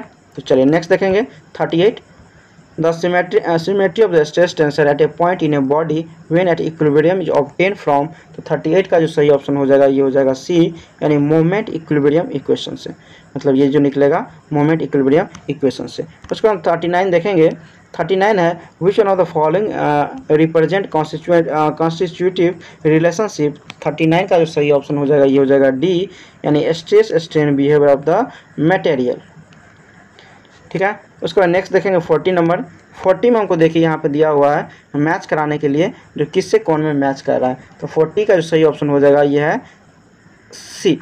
चलिए तो हम इसको देखते हैं, 40 का सही ऑप्शन है सी, यानी देखिए ए का जो सही ऑप्शन हो जाएगा 2। यहाँ पे मेरा जो हमको रिलेशन बोला निकालने के लिए बेंडिंग मोमेंट के वैल्यू में, तो इसका जो बेंडिंग मोमेंट जो हो जाता है WL²/6, यदि सभी का वैल्यू निकालते हैं या आप जनरली इसका याद भी रख सकते हैं, ठीक है। और बी का जो सही ऑप्शन हो जाएगा ये हो जाएगा 3, यानी WL²/2, और इसका जब इस केस में बना रहता है इसका जो सही ऑप्शन होगा ये हो जाएगा 1 WL²/12, और जब UDL लगा रहा था सिंपली सपोर्टेड पे, तो इसका जो मैक्सिमम बेंडिंग मोमेंट होता है WL²/8। तो यहाँ पे 40 का जो सही ऑप्शन हो गया ये हो गया सी। उसके बाद 41 देखेंगे, 41 में a unique relation between bending moment m and intensity of load W acting continuously on a beam of a span L at a distance x along the axis, the flexural rigidity of the beam is EI is given by. यहाँ पे देखिए हमको बोल रहा है relation निकालने के लिए 41 में, तो देखिए इसको हम जानते हैं चेंज ऑफ मोमेंट मतलब डेल एम बटे डेल एक्स, ये जो मेरा क्या होता है शेयर फोर्स के बराबर होता है। अब यदि हम डिफ्रेंशिएट कर दे दोनों को, मतलब दोनों साइड, तो क्या होगा डेल स्क्वायर एम बटे डेल एक्स स्क्वायर, ये जो मेरा बराबर होगा change of volume sorry shear stress बटे डेल एक्स, ठीक है। ये जो बराबर होता है लॉड का, यहाँ पे हमको रिलेशन पूछ रहा है मोमेंट और लॉड के केस में, ये डेल स्क्वायर एम बटे डेल एक्स स्क्वायर, ये जो बराबर मेरा हो जाएगा लॉड का, तो 41 का जो सही ऑप्शन हो जाएगा ये हो जाएगा बी। उसके बाद 42 देखेंगे, 42 में दिया हुआ है a free body diagram of a body show, तो 42 का जो सही ऑप्शन हो जाएगा ये हो जाएगा डी, यानी a body isolated from its surrounding and all internal force acting on it, ठीक है। तो इसमें हम इंटरनल फोर्स को दिखाते हैं, तो 42 का सही ऑप्शन हो गया डी। उसका 43 देखेंगे, if the shear force diagram of a simply supported beam is parabolic then the load of the beam is. देखिए यहाँ पे हम एक चीज़ आपको बताना चाहेंगे, जैसे देखिए जैसे लोड का डायग्राम हो गया और शेयर फोर्स का डायग्राम हो गया और बेंडिंग मोमेंट का डायग्राम हो गया, सब में एक यूनिट क्या होता है इंक्रीज करता है। देखिए इसमें यदि पैरेलल रहेगा या एक सिंपली स्ट्रेट लाइन रहेगा तो इस शेयर फोर्स डायग्राम क्या होगा मेरा लीनियर होगा, ठीक है। और ये क्या होगा बेंडिंग मोमेंट डायग्राम, ये होगा पैराबोलिक होगा, पैराबोलिक नेचर का होगा। और यदि लॉड डायग्राम यदि लीनियर होगा तो इसका शेयर फोर्स डायग्राम क्या होगा पैराबोलिक होगा, और ये जो होगा क्यूबिक पैराबोलिक होगा, ठीक है। तो इस टाइप से आप क्या कर सकते हैं, इसको दिमाग में रख सकते हैं। यदि एक लॉड में दिया है जितना जो दिया है उससे एक आगे आप क्या कर सकते हैं बोल सकते हैं। तो 43 का जो सही ऑप्शन है क्या है डी, यानी if the shear force diagram is simply supported beam parabolic then the load of the beam is, तो ये क्या होगा लीनियर होगा, क्योंकि यहाँ पे एक बैक जा रहा है, पैराबोलिक था किसमें शेयर फोर्स में, इसमें क्या होगा लीनियर होगा, यानी लॉड में लीनियर होगा तो इसमें क्या होगा इसमें पैराबोलिक होगा, ठीक है। 43 का सही ऑप्शन हो गया डी। उसके बाद 44 देखेंगे, in which one of the following the point contraflexure will not occurs, तो 44 का जो सही ऑप्शन हो जाएगा ये हो जाएगा बी। देखिए ये जब हम सिंपली सपोर्टेड बीम को देखते हैं लोडेड बाय यूडीएल लगा रहता है, इसका यदि हम देखिए सबसे पहले हम बता दें कंट्राफ्लेक्सर का ये मतलब होता है जो बेंडिंग मोमेंट में का चेंज शो करना चाहिए, ठीक है। यदि बेंडिंग मोमेंट डायग्राम बना रहे हैं उसमें साइन चेंज होना चाहिए, जब साइन चेंज होगा तो इसको हम बोलेंगे क्या ये कंट्राफ्लेक्सर है। तो यहाँ पे देखिए यदि हम सिंपली सपोर्टेड बीम का यदि हम डायग्राम बनाते हैं यूडीएल के केस में, तो ये कुछ इस टाइप से बनता है। इसमें क्या होता है बीच में कोई भी चेंजिंग नहीं आ रहा है, ठीक है, साइन में कोई भी चेंज नहीं आ रहा, यानी हमेशा पॉजिटिव ही है, तो इस केस में हम क्या कहेंगे, जो कोई भी कॉन्ट्राफ्लेक्जर नहीं होगा। उसके अलावा जो है ये फिक्स्ड बीम में भी होगा जब यूडीएल लगा रहेगा, ये प्रोप कैंटिलीवर बीम में भी होगा जब यूडीएल रहेगा, ये टू बीम स्पेन जो है continuous beam of equal span होगा, simply supported and loaded by UDL over both span पे होगा, तो इस केस में भी होगा। ठीक है, तो उसके बाद नेक्स्ट देखेंगे, उसको 45 में देखेंगे, force shear force to be uniform throughout the span of the simply supported beam which of the following load should be apply on the beam. तो 45 का जो सही ऑप्शन हो जाएगा ये हो जाएगा सी, यानी एक couple anywhere in the Spain. देखिए यहाँ पे हमको बात कर रहा है जब शेयर फोर्स यूनिफॉर्म होता है, ठीक है, यूनिफॉर्म करने की बात कर रहा है, जब शेयर फोर्स जब यूनिफॉर्म डायग्राम रहेगा तो उस बीच में क्या होता है, कोई भी लोड नहीं होता है। जैसे मान लीजिए कोई भी है सिंपली सपोर्टेड बीम है, इसमें क्या होगा, सिर्फ सपोर्ट शो करेगा जब इसमें बीच में कोई लोडिंग नहीं होगा। सपोर्ट क्या होगा, अपवर्ड डायरेक्शन में भी हो सकता है, डाउनवर्ड डायरेक्शन में भी होगा, तो ये यहाँ पे क्या करेगा, एक कपल के रूप में शो करेगा। तो 45 का जो सही ऑप्शन हो जाएगा ये हो जाएगा सी, यानी एक couple anywhere in the Spain. उसके बाद 46 देखेंगे, 46 हमको दिया हुआ है, Consider the simply supported beam AB subjected to a point load of equal magnitude as shown in the figure, the portion of the CD of the beam। देखिए यहाँ पे हमको बोल रहा है, जो यहाँ पे जो हमको दिया हुआ है लोडिंग डायग्राम हमको दिया हुआ है, पूछ रहा है इस CD के बीच में क्या होगा। ठीक है, तो यहाँ पे देखिए यदि हम डायग्राम शेयर फोर्स डायग्राम देखते हैं, यहाँ पे शेयर फोर्स डायग्राम यदि हम CD के पोर्शन में देखेंगे तो ये क्या होगा, 0 होगा। ठीक है, तो यहाँ पे सिर्फ क्या होगा, ओनली बेंडिंग होगा। तो इसका जो सही ऑप्शन हो जाएगा ये हो जाएगा ए। तो चलिए हम इसका शेयर फोर्स डायग्राम देखते हैं। इस शेयर फोर्स डायग्राम देखेंगे तो कुछ इस टाइप से बनेगा। ठीक है, इस टाइप से बनेगा, तो इस पोर्शन के बीच में कोई भी शेयर फोर्स नहीं होगा, तो इस केस में हमको क्या बनेगा, सिर्फ क्या बनेगा, प्योर बेंडिंग बनेगा। तो 46 का सही ऑप्शन हो गया ए। उसके बाद 47 देखेंगे, 47 में एक cantilever AB is loaded as shown in the figure given below, what is the shape of the bending moment diagram for the portion of AC। यहाँ पे देखिए शेप ऑफ बेंडिंग मोमेंट पूछ रहा है, तो इसका यदि हम डायग्राम देखेंगे तो देखिए सबसे पहले यहाँ से यहाँ तक तो क्या होगा मेरा, एक जब यहाँ पे शेयर फोर्स डायग्राम इसका लीनियर आएगा तो बेंडिंग मोमेंट क्या होगा, पैराबोलिक आएगा। ठीक है, इस नेचर का आएगा। जब यहाँ पे कोई भी लोड नहीं है एक तरह से क्या होगा, लीनियर डायग्राम आएगा, तो ये बढ़ के यहाँ पे आएगा। ठीक है, इस टाइप से डायग्राम मेरा बनेगा। तो 47 का जो सही ऑप्शन हो जाएगा ये हो जाएगा डी, यानी linear varies with the maximum value. यानी यहाँ हमको बोल रहा है ए से सी के बीच में डायग्राम जो वैरी करेगा, किस टाइप से वैरी करेगा, तो ये करेगा लीनियर, और सी से बी के बीच में क्या करेगा, पैराबोलिक वैरी करेगा। ठीक है, उसके बाद नेक्स्ट देखेंगे 48 में shear span is defined as the zero where, यहाँ पे क्या होता है, शेयर फोर्स जब कांस्टेंट होगा, जो शेयर स्पेन क्या होगा, डिफाइन द जोन होगा, ये क्या होगा, शेयर फोर्स इज कांस्टेंट। 48 का जो सही ऑप्शन हो गया ये हो गया सी।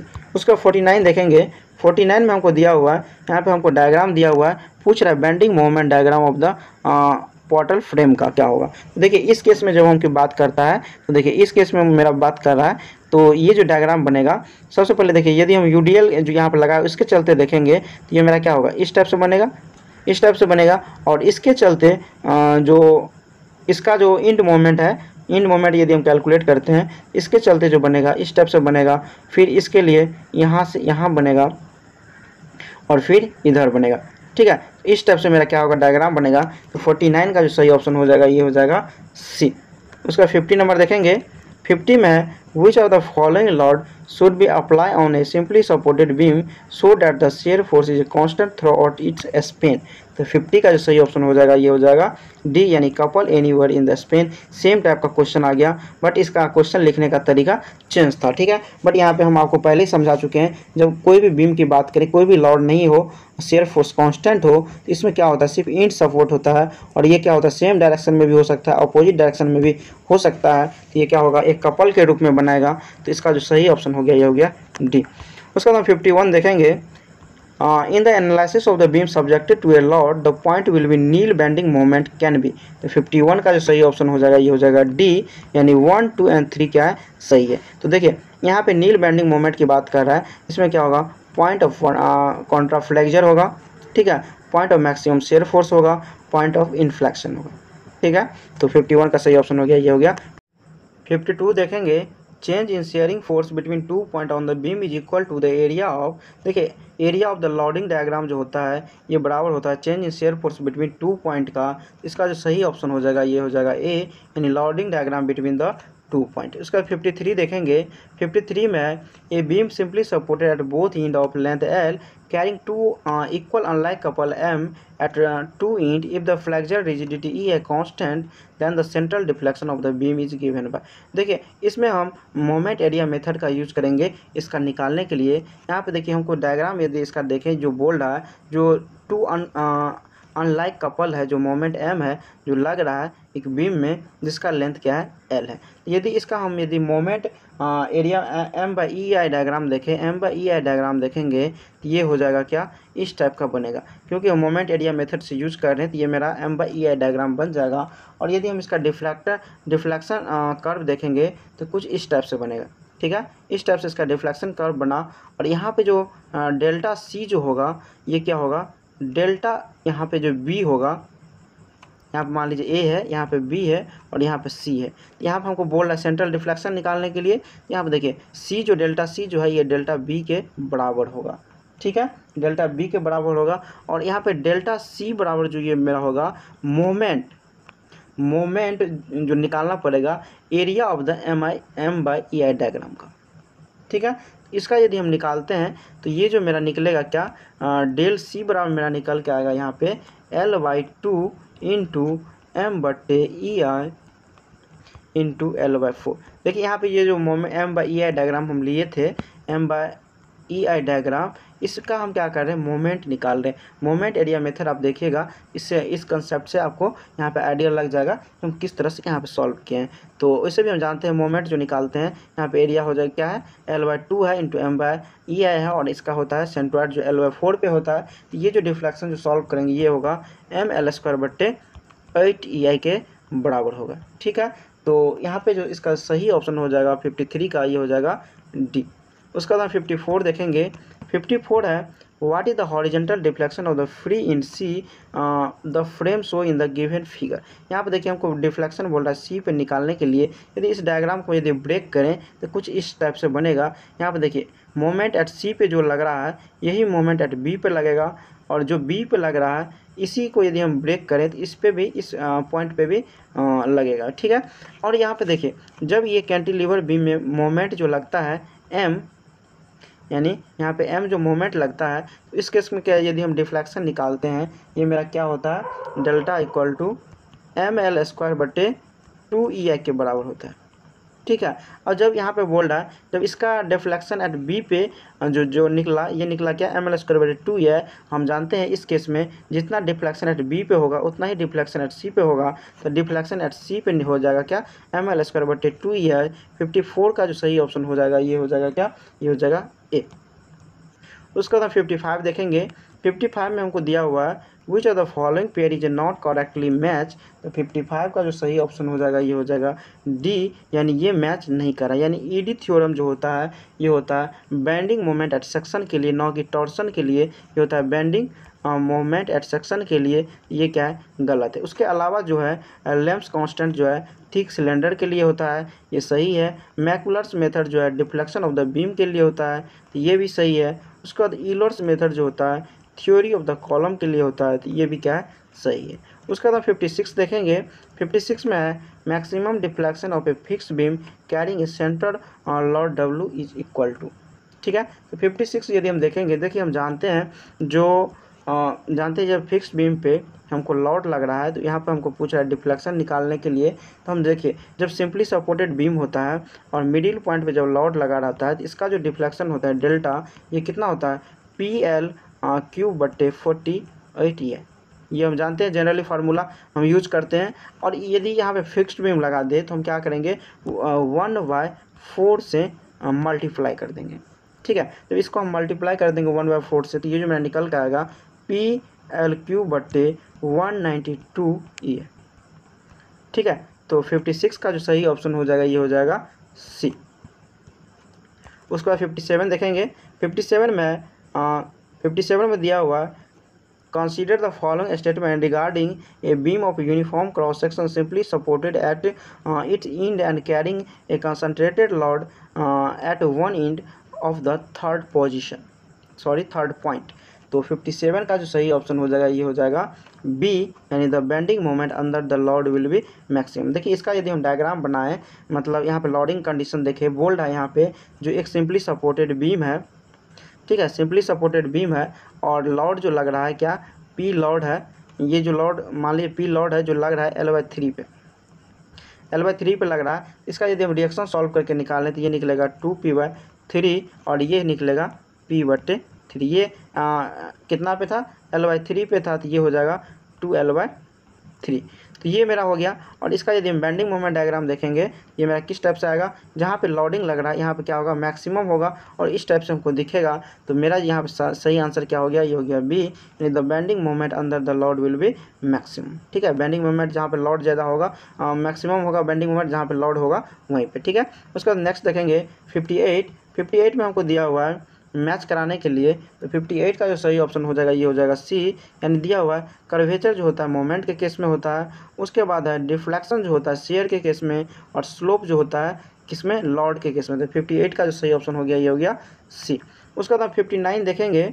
59 में which of the following is determine at a point of a given beam by moment area method. तो 59 का जो सही ऑप्शन हो जाएगा ये हो जाएगा क्या, ये हो जाएगा डी 3 और 4। देखिए मोमेंट एरिया मेथड जो यूज़ करते हैं उस केस में हम क्या निकालते हैं, जनरली स्लोप निकालते हैं और डिफ्लेक्शन निकालते हैं मोमेंट एरिया मेथड का यूज़ करके। तो इसका जो सही ऑप्शन हो गया ये हो गया डी। उसका 60 नंबर देखेंगे। 60 में strain energy in a member is proportional to, तो 60 का सही ऑप्शन हो जाएगा ये हो जाएगा बी, यानी ये प्रोडक्ट होता है स्ट्रेस एंड करस्पॉन्डिंग स्ट्रेन। देखिए हम स्ट्रेन एनर्जी प्रोपोर्शनल बात कर रहे हैं, इसका यदि हम फार्मूला देखते हैं तो क्या होता है 1/2 into stress into strain into volume होता है। ठीक है, यहाँ पे ये प्रोपोर्शनल किसका हो गया, स्ट्रेस इंटू स्ट्रेन का। ठीक है, तो इसका सही ऑप्शन हो गया बी। 61 देखेंगे। A beam E equal to constant of span L is subjected to a clockwise moment M at both end A and B, the rotation of the end A work out to be. देखिए यहाँ पे हमको बोल रहा है rotation eight ए पे निकालने के लिए, तो यहाँ पे हम सबसे पहले क्या करेंगे, इसको ब्रेक कर देंगे। ठीक है, ब्रेक करके यदि हम लिखते हैं तो कुछ इस टाइप से हमको दिखेगा, इस टाइप से लिखेगा। यहाँ पे मोमेंट m लग रहा है और ये m लग रहा है, ये पॉइंट A है। और इसी तरह यहाँ पे हम लिखेंगे, यहाँ पे प्लस कर देते हैं, इसको देखेंगे तो ये जो मेरा हो जाएगा कितना, ये अपवर्ड डायरेक्शन में हो जाएगा और ये मोमेंट क्या कितना लगेगा, यहाँ पे m लग रहा है। तो देखिए इस केस की हम बात करें, थीटा A बराबर ये जो मेरा क्या होगा, theta A1 minus theta A2। ठीक है, इसको हम क्या किए, A2 मान लिए और इसको थीटा क्या किए, A1 मान लिए। ठीक है, इसको माइनस करेंगे। अब देखिए यहाँ पे यदि हम मोमेंट लग रहा है और इस यहाँ पे यदि थीटा एन की बात करेंगे, देखिए सेम डायरेक्शन में मतलब सेम साइड जो है मोमेंट लगेगा, और इसका यदि हम रोटेशन निकालेंगे तो ये जो होगा कितना ml/3EI होता है। ठीक है, और यदि यहाँ पे यदि थीटा निकालना है और इसके अपोजिट साइड जो है मोमेंट लग रहा है तो ये जो होता है ml/6EI होता है। ठीक है, यहाँ पे यदि हम थीटा ए देखें, थीटा ए बराबर कितना हो जाएगा, ml/3EI हो जाएगा और यहाँ पे ml/6EI हो जाएगा। ठीक है, तो इसको यदि हम सॉल्व करके लिखेंगे तो ये जो आएगा ml/6EI, तो 61 का 61 का जो सही ऑप्शन हो जाएगा ये हो जाएगा डी। उसको हम 62 देखेंगे। 62 में what is the total strain energy of a member subjected to an axial stress. यहाँ पे देखिए हमको टोटल स्ट्रेन एनर्जी की बात कर रहा है, तो इसका जो सही ऑप्शन हो जाएगा ये हो जाएगा ए। यानी देखिए हम जानते हैं क्या होता है स्ट्रेन एनर्जी, ये होता है 1/2 into stress into strain into volume. ये होता है फार्मूला मेरा स्ट्रेन एनर्जी, ये U बराबर। और यदि हम इसको लिखें स्ट्रेस बराबर हम क्या जानते हैं, ये जो होता है यहाँ पे हम जानते हैं elasticity, modulus of elasticity into strain, ये जानते हैं। अब यहाँ पे स्ट्रेन बराबर हम निकाल लें तो क्या हो जाएगा, स्ट्रेस बटे इलास्टिसिटी मॉडुलस ऑफ इलास्टिसिटी, ये मेरा क्या जो जाएगा स्ट्रेन बराबर हो जाएगा। तो इसको हम क्या करेंगे, यहाँ पे पुट कर देंगे। तो यहाँ पे यदि हम पुट करेंगे तो U बराबर कितना हो जाएगा, 1/2 इंटू स्ट्रेस बट्टे ए इंटू वॉल्यूम। ठीक है, तो यहाँ पे देखिए स्ट्रेस यहाँ पे लिख सकते हैं इसको इंटू स्ट्रेस का स्क्वायर बट्टे ई इंटू वॉल्यूम। अब स्ट्रेस को यहाँ पे डिनोट किया है किससे, एफ से डिनोट किया है, तो एफ से डिनोट कर देंगे यहाँ पे, तो 62 का जो सही ऑप्शन हो जाएगा ये हो जाएगा ए, यानी एफ स्क्वायर बटे 2E into volume of the but. ठीक, 63 देखेंगे, if the hinge end of a propped cantilever of span L settle by an amount del then the rotation the hinge end will be. देखिए आप हमको prop cantilever की बात कर रहा है। प्रोप कैंटिलीवर हम जानते हैं जो किस इस टाइप का होता है। ठीक है, यहाँ पे देखिए आर जो हम क्या लिए, रिएक्शन ले लिए आर बी। ठीक है, यहाँ पे हिंज सपोर्ट की बात कर रहा है और ये लेंथ हो गया मेरा एल। यदि इसका हम डिफ्लेक्शन देखें तो डिफ्लेक्शन क्या इस टाइप से हो गया, ये हो गया डेल्टा। अब हम यहाँ पे क्या निकालेंगे, डिफ्लेक्शन जो यहाँ पे हो जाएगा ये डेल्टा बराबर क्या होता है, R B into L Q बट्टे 3E ये होता है। और यहाँ पे हम क्या करेंगे, आर बी निकालते हैं, तो आर बी मेरा क्या हो जाएगा, ये हो जाएगा 3EI डेल बट्टे एल क्यू। ठीक है, ये मेरा निकल गया आर बी। अब हमको यहाँ पे क्या निकालना है, रोटेशन बोल रहा है निकालने के लिए। तो रोटेशन जो यहाँ पे यदि हम बी पॉइंट पे देखें तो ये थीटा बी बराबर जो होता है क्या होता है, R B into L square बट्टे 2EI। हम जानते हैं जब कैंटिलीवर बीम रहता है और यहाँ पे लोड होता है तो हम रोटेशन निकालते हैं तो क्या होता है, PL स्क्वायर बट्टे 2EI होता है। और जब हमका डिफ्लेक्शन निकालना रहता है तो PL क्यू बट्टे 3EI होता है। इसी तरह हम इस फॉर्म में लिख दिए। और हमको आर बी का वैल्यू हम पहले ही निकाल चुके थे, तो यहाँ पे हम क्या करेंगे, थीटा बी इंटू बराबर हो जाएगा, आर बी का वैल्यू यहाँ पे रख देंगे 3EI डेल बट्टे एल क्यू, और यहाँ पे है एल स्क्वायर बट्टे 2EI। इसको यदि हम सॉल्व करते हैं तो ये जो मेरा निकल के आएगा 3/2 इंटू डेल बट्टे एल। तो 63 का जो सही ऑप्शन हो जाएगा ये हो जाएगा सी। उसके बाद 64 देखेंगे, उसमें the compatibility condition in term of strain in a 2 dimensional problem are associated with. तो 64 का जो सही ऑप्शन हो जाएगा ये हो जाएगा डी, यानी होता है डिफॉर्मेशन। ठीक है, उसके बाद 65 देखेंगे। 65 में है, if a cantilever beam of span L and flexure rigidity E carry a movement M at the free end then the deflection at the end. यहाँ पे देखिए हम जानते हैं जब कैंटिलीवर बीम होता है और यहाँ पे मोमेंट क्या होता है, फ्री इंड पे लगा होता है, तो डिफ्लेक्शन जो इस केस में होता है क्या होता है, ML स्क्वायर बट्टे 2EI होता है। ठीक है, और स्लोप यदि बात करें तो ये होता है ML बट्टे EI होता है। यहाँ पे हमको डिफ्लेक्शन पूछ रहा था, ये हो जाएगा ML स्क्वायर बट्टे 2EI। तो 65 का जो सही ऑप्शन हो जाएगा ये हो जाएगा डी। उसके बाद 66 देखेंगे, a hinge support in a real beam. तो यहाँ पे बोल रहा है हिंज सपोर्ट जब रियल बीम में होगा तो जब हम क्या करेंगे, कंजुगेट बीम में देखेंगे, तो 66 का जो सही ऑप्शन हो जाएगा ये हो जाएगा डी, यानी remain as the hinge support in a conjugate beam. ठीक है, यहाँ पे हम देखिए कुछ कंडीशन आपको बता दें। जब क्या होता है, देखिए यहाँ पे मान लीजिए रियल बीम है और यहाँ पे कंजुगेट बीम है, तो इस केस में हम देखें, मान लिए पहला हिंज सपोर्ट यदि रहेगा रियल बीम में, हिंज सपोर्ट रहेगा, तो इसमें भी क्या होगा, हिंज सपोर्ट ही होगा कंजुगेट बीम में। दूसरा केस हम देखेंगे जब फ्री सपोर्ट रहेगा, फ्री सपोर्ट करने का मतलब जब फ्री रहेगा तो इस साइड भी इसमें क्या होगा, फिक्स सपोर्ट की तरह काम करेगा। मान लीजिए यहाँ पे फ्री है, इस पॉइंट यहाँ पे फिक्स है और यहाँ पे फ्री है, तो यहाँ पे क्या हो जाएगा, ये फ्री हो जाएगा और यहाँ पे फिक्स हो जाएगा, यानी अपोजिट हो जाएगा। थर्ड यदि हम बात करें तो मान लीजिए इंटरनल रोलर रहेगा, तो रियल बीम में इंटरनल रोलर रहेगा, तो इसमें क्या हो जाएगा, इंटरनल हिंज हो जाएगा। तो इस टाइप से आप क्या कर सकते हैं, इसका याद रख सकते हैं, रियल बीम और कंजुगेट बीम में जब हमको कन्वर्ट करना होगा तो 66 का जो सही ऑप्शन हो जाएगा ये हो जाएगा D, remain as the hinge support in a conjugate beam. उसका 67 देखेंगे, the strain energy U store due to the bending of the cantilever beam due to the point load at the free end will be. ठीक है, यहाँ पे हमको बोल रहा है कैंटिलीवर बीम है, पॉइंट लोड लगा हुआ है फ्री इंड पे, तो स्ट्रेन एनर्जी क्या होगा। देखिए यहाँ पे यदि हम इसका डायग्राम देखें तो यहाँ पे मान लीजिए W लोड लगा हुआ है, इस केस में मेरा क्या होता है, डिफ्लेक्शन देखते हैं तो ये क्या होता है, WL³ बट्टे 3 है, ये होता है। और हम स्ट्रेन एनर्जी बराबर जानते हैं, ये होता है 1/2 इंटू W इंटू डेल्टा।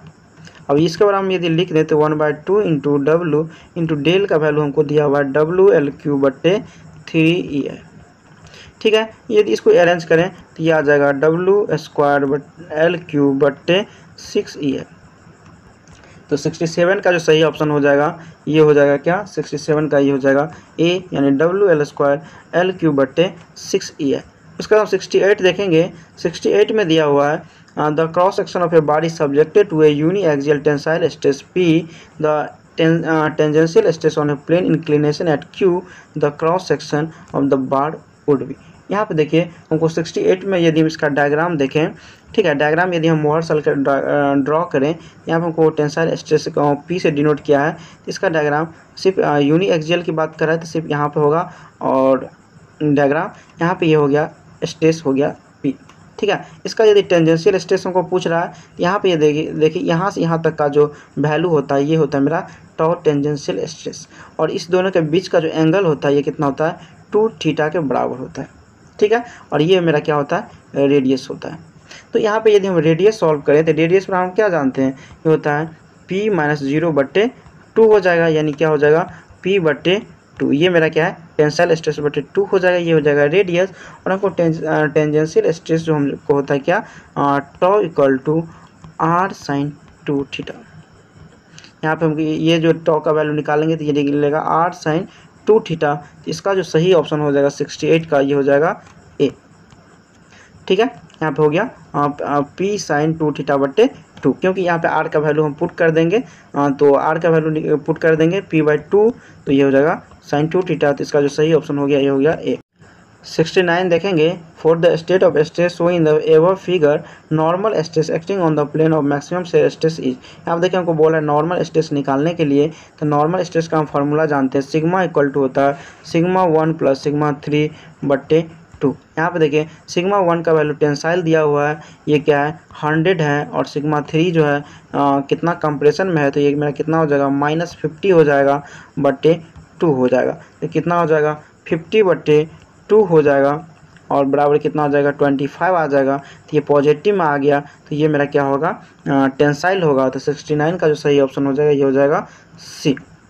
उसका 70 नंबर देखेंगे। 70 में दिया हुआ है the radius of the Mohr circle of the stress of a strain element is 20 Nm/mm² and the minor tensile stress is 10 Nm/mm²। The major principal stress is. यहाँ पर हमको दिया हुआ है रेडियस, हमको दिया हुआ है, हम जानते हैं रेडियस बराबर जो होता है टॉ मैक्स के बराबर होता है, और ये जो मेरा होता है प्रिंसिपल स्ट्रेस यानी σ1 - σ2/2, ठीक है। यहाँ पे हमको रेडियस का वैल्यू कितना दिया हुआ है 20 दिया हुआ है, तो यहाँ पे हम क्या करेंगे 20 पुट कर देंगे, और यहाँ पे कितना है माइनर टेंसाइल स्ट्रेस हमको दिया हुआ है 10, यहाँ पे हम 10 पुट कर देंगे। यहाँ से मेरा σ1 का जो वैल्यू निकल के आएगा, यानी मेजर प्रिंसिपल स्ट्रेस का ये कितना निकल के आएगा σ1, ये आएगा 50 Nm/mm²। 70 का जो सही ऑप्शन हो जाएगा ये हो जाएगा बी। 71 देखेंगे। The principal stress at a point in a strained material are σ1 and σ2. The resultant stress σr on the plane carrying the maximum shear stress would be। यहाँ पे देखिए हमको बोला रिजल्टेंट स्ट्रेस निकालने के लिए, तो हम सबसे पहले क्या करेंगे मोहर सर्कल ड्रॉ करेंगे, ठीक है। मोहर सर्कल यदि देखते हैं तो ये मान लीजिए σ1 है, और ये σ2 है, और ये क्या है मेरा टॉ मैक्स है, ठीक है। यहाँ पर हम देख लिए टॉ मैक्स है। उसके बाद हम यदि रिजल्टेंट स्ट्रेस निकालेंगे तो रिजल्टेंट स्ट्रेस जो मेरा हो जाएगा σr = ये जो है कितना सिग्मा नॉर्मल का स्क्वायर प्लस टॉ मैक्स जो शेयर है उसका स्क्वायर। सबसे पहले हम नॉर्मल स्ट्रेस इस केस में जानेंगे, ये जो होगा σn = होता है σ1 + σ2/2 के बराबर, और शेयर स्ट्रेस जो होता है ये होता है σ1 - σ2/2 के बराबर। अब यहाँ पे हमको दोनों वैल्यू निकल गया, दोनों वैल्यू यहाँ पे हम क्या करेंगे पुट कर देंगे। ये जो मेरा रिजल्टेंट निकल के आ जाएगा कितना आ जाएगा σ1 का स्क्वायर प्लस σ2 का स्क्वायर बटे 2 के पावर 1/2। 71 का जो सही ऑप्शन हो जाएगा ये हो जाएगा बी। उसका 72 देखेंगे। 72 में दिया हुआ है in a prismatic member having area of cross section A is subjected to a tensile load P then the maximum shear stress and its inclination with the direction of the load will be. देखिए इसका यदि हम Mohr circle diagram देखेंगे तो ये जो मेरा diagram बनेगा कुछ इस टाइप से बनेगा, ठीक है, इस टाइप से बनेगा। यहाँ पे मेरा क्या हो गया स्ट्रेस हो गया, और यहाँ पे जो मेरा हो जाएगा क्या टॉ मैक्स हो जाएगा, टॉ मैक्स हो जाएगा। ये जो मेरा कितना है ये होता है 2θ के बराबर, और तो 2θ के बराबर यहाँ से देखिए हम टॉ का जो वैल्यू निकाल लेंगे मैक्स का, ये होगा मेरा क्या, सिग्मा सिर्फ यूनिट डायरेक्शन है तो यहाँ पे सिग्मा बाई 2 हो जाएगा। और इसको यदि हम सिग्मा का वैल्यू यहाँ पे फोर्स वट के टर्म में दिया हुआ है, यहाँ पर हम लिख सकते हैं फोर्स बट्टे एरिया स्ट्रेस बराबर इंटू क्या है 2 है, तो ये मेरा क्या निकल गया, टॉ यहाँ पे जो मेरा क्या निकल गया, टॉ मैक्स का वैल्यू मेरा निकल गया P बट्टे 2 है। उसके बाद इंक्लिनेशन की बात कर रहा है, तो इंक्लिनेशन देखिए यहाँ पे 2 थीटा है जो ये बराबर है 90 डिग्री का, 2 थीटा बराबर है 90 डिग्री, यहाँ से हम थीटा बराबर यदि निकालते हैं तो क्या हो जाएगा मेरा 45 डिग्री। ठीक है, तो 72 का जो सही ऑप्शन हो जाएगा ये मेरा क्या हो जाएगा, थीटा इक्वल टू 45 डिग्री और यहाँ होगा P बट्टे 2 है, तो 72 का जो सही ऑप्शन हो जाएगा ये हो जाएगा C। उसके बाद 73 देखेंगे, 73 भी उसी टाइप से है जिस टाइप से अभी हम डिस्कस किए थे।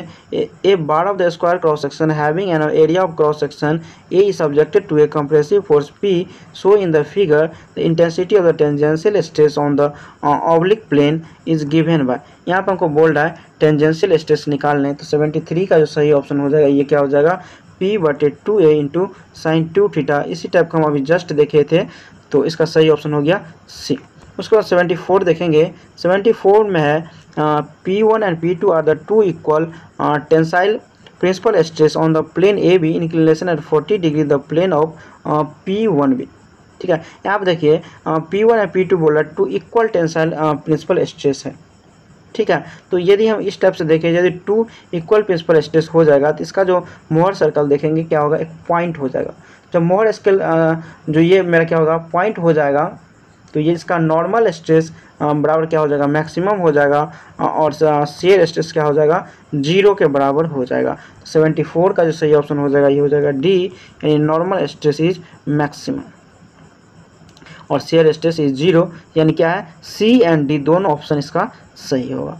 उसके बाद 75 देखेंगे, 75 में the radius of the Mohr circle is 0 when the stress is such that. देखिए यहाँ पर मोहर सर्कल 0 की रेडियस 0 की बात कर रहा है। इस केस में भी देखेंगे तो ये जो रेडियस कब 0 होता है, जब एक तरह से मोहर सर्कल पॉइंट बनता है। ठीक है, तो इसका 0 होता है। तो यदि हम इसका रिलेशन देखें, रेडियस बराबर मेरा हम जानते हैं क्या होता है, ये होता है root under sigma 1 minus sigma 2 बटे 2 का होल स्क्वायर प्लस टॉ का स्क्वायर। ठीक है, यहाँ पे ये रेडियस क्या होगा 0 हो जाएगा, तो इस केस में शेयर स्ट्रेस भी क्या हो जाएगा 0 हो जाएगा। और ये जो मेरा टर्म में लिखाएगा क्या लिखाएगा, सिग्मा 1 माइनस सिग्मा 2 बटे 2 का यदि हम होल स्क्वायर करते हैं तो ये बराबर हो जाएगा 0 का। तो यदि इसको सॉल्व करेंगे तो आ जाएगा सिग्मा 1 बराबर सिग्मा 2। तो 75 का जो सही ऑप्शन हो जाएगा ये हो जाएगा D, यानी there is no shear stress but equal direct stress opposite in nature in two mutual perpendicular direction. ठीक है, इसका जो सही ऑप्शन हो गया ये क्या हो गया, ये हो गया D। उसके बाद 76 देखेंगे, 76 में हमको दिया हुआ है the figure show in the stress condition of an element the principal stress are. यहाँ पे हमको बोल रहा है प्रिंसिपल स्ट्रेस निकालने के लिए हम जानते हैं प्रिंसिपल स्ट्रेस का फॉर्मूला, यदि सिग्मा 1 और सिग्मा 2 जो मेजर और माइनर होता है ये बराबर होता है सिग्मा 1 प्लस सिग्मा 2 बटे 2 यहाँ पे plus minus root under sigma 1 minus sigma 2 बटे 2 का whole square plus tau X Y का स्क्वायर। यहाँ पे देखिए सिग्मा 1 2 नहीं लिख के हम यहाँ मेजर और माइनर कर देते हैं, क्योंकि यहाँ पे सिग्मा 1 और सिग्मा 2 हम ले लिए हैं। ठीक है, यहाँ पे देखिए सिग्मा 1 सिग्मा 2 का वैल्यू हमको क्या है 0 है, क्योंकि हमेशा शेयर स्ट्रेस की इसमें डायग्राम में बात कर रहा है, तो यहाँ पे ये भी 0 हो जाएगा। ठीक है, ये भी 0 हो जाएगा। और टॉ यहाँ पे क्या हो जाएगा, सिग्मा मेजर और माइनर की बात करें ये जो मेरा हो जाएगा प्लस माइनस रूट अंडर टॉ का स्क्वायर। ठीक है, इसको यदि हम बराबर लिखें तो ये क्या हो जाएगा प्लस माइनस टॉ के बराबर। तो 76 का जो सही ऑप्शन हो जाएगा ये हो जाएगा C। उसके बाद 77 देखेंगे, 77 में है in the Mohr circle for strain radius of Mohr circle is given bye. 77 का जो सही ऑप्शन हो जाएगा ये हो जाएगा D, यानी half of the maximum value of the shear strain. 78 देखेंगे, a thin rod of 10 mm diameter is subjected to a tensile force of 7850 newton. What is the principal stress and maximum shear stress. यहाँ पे देखिए हम यहाँ पे क्या करेंगे, सबसे पहले नॉर्मल स्ट्रेस निकाल लेते हैं। सिग्मा n इक्वल टू मेरा क्या हो जाएगा फोर्स बट्टे एरिया। यहाँ पे देखिए फोर्स दिया हुआ है 7850 न्यूटन बट्टे यहाँ पे एरिया जो हो जाएगा मेरा 5/4 इंटू डाया का स्क्वायर यानी 10 का स्क्वायर, ये जो मेरा वैल्यू निकल के आएगा 99.94 मेगा पास्कल। इसको हम अप्रॉक्स 100 मेगा पास्कल के बराबर लिख सकते हैं। और यदि ये देखिए एक सिर्फ लॉन्गिट्यूडनल डायरेक्शन की बात करता है, तो ये जो मेरा बराबर हो जाएगा मेजर प्रिंसिपल स्ट्रेस के यानी सिग्मा 1 यानी मेजर प्रिंसिपल स्ट्रेस के बराबर हो जाएगा। इसका वैल्यू दिया हो जाएगा मेरा 100 मेगा पास्कल। यहाँ पे देखिए हमको फिर क्या करना है, प्रिंसिपल स्ट्रेस बोल रहा है तो मेजर निकल गया। और हम जानते हैं नॉर्मल स्ट्रेस जो होता है सिर्फ लॉन्गिट्यूडनल डायरेक्शन में, अदर 2 डायरेक्शन में क्या होता है 0 होता है। तो यदि हम माइनर प्रिंसिपल स्ट्रेस देखेंगे तो ये क्या हो जाएगा 0 हो जाएगा। ठीक है, अब इसके बाद हम देखें टॉ मैक्स की बात कर रहा है यहाँ पे मैक्सिमम शेयर स्ट्रेस की। टॉ मैक्स देखेंगे कि हम जानते हैं सिग्मा 1 माइनस सिग्मा 2/2 होता है। और सिग्मा 1 का वैल्यू हमको दिया हुआ कितना 100 दिया हुआ बाई 2 कर देंगे। सिग्मा 2 क्या मेरा 0 है तो ये कितना हो जाएगा 50 आ जाएगा। 78 का जो सही ऑप्शन हो जाएगा क्या हो जाएगा यहाँ पे, ये हो जाएगा 100 0 एंड 50 मेगा पास्कल, यानी ये हो जाएगा बी। उसके बाद हम 79 देखेंगे। 79 दिया हुआ sigma X sigma Y and tau X Y are normal and shear stress on the X and Y faces, what is the radius of the Mohr circle in term of the their stress. यहाँ पे हमको बोल रहा है क्या radius निकालने के लिए, तो मोहर सर्कल से जो हम ड्रॉ करते हैं ये होता है सिग्मा 1 माइनस सिग्मा 2 या sigma X minus sigma Y बट्टे 2 का whole square plus tau X Y का whole square in root under में। 79 का जो सही ऑप्शन हो जाएगा ये हो जाएगा सी।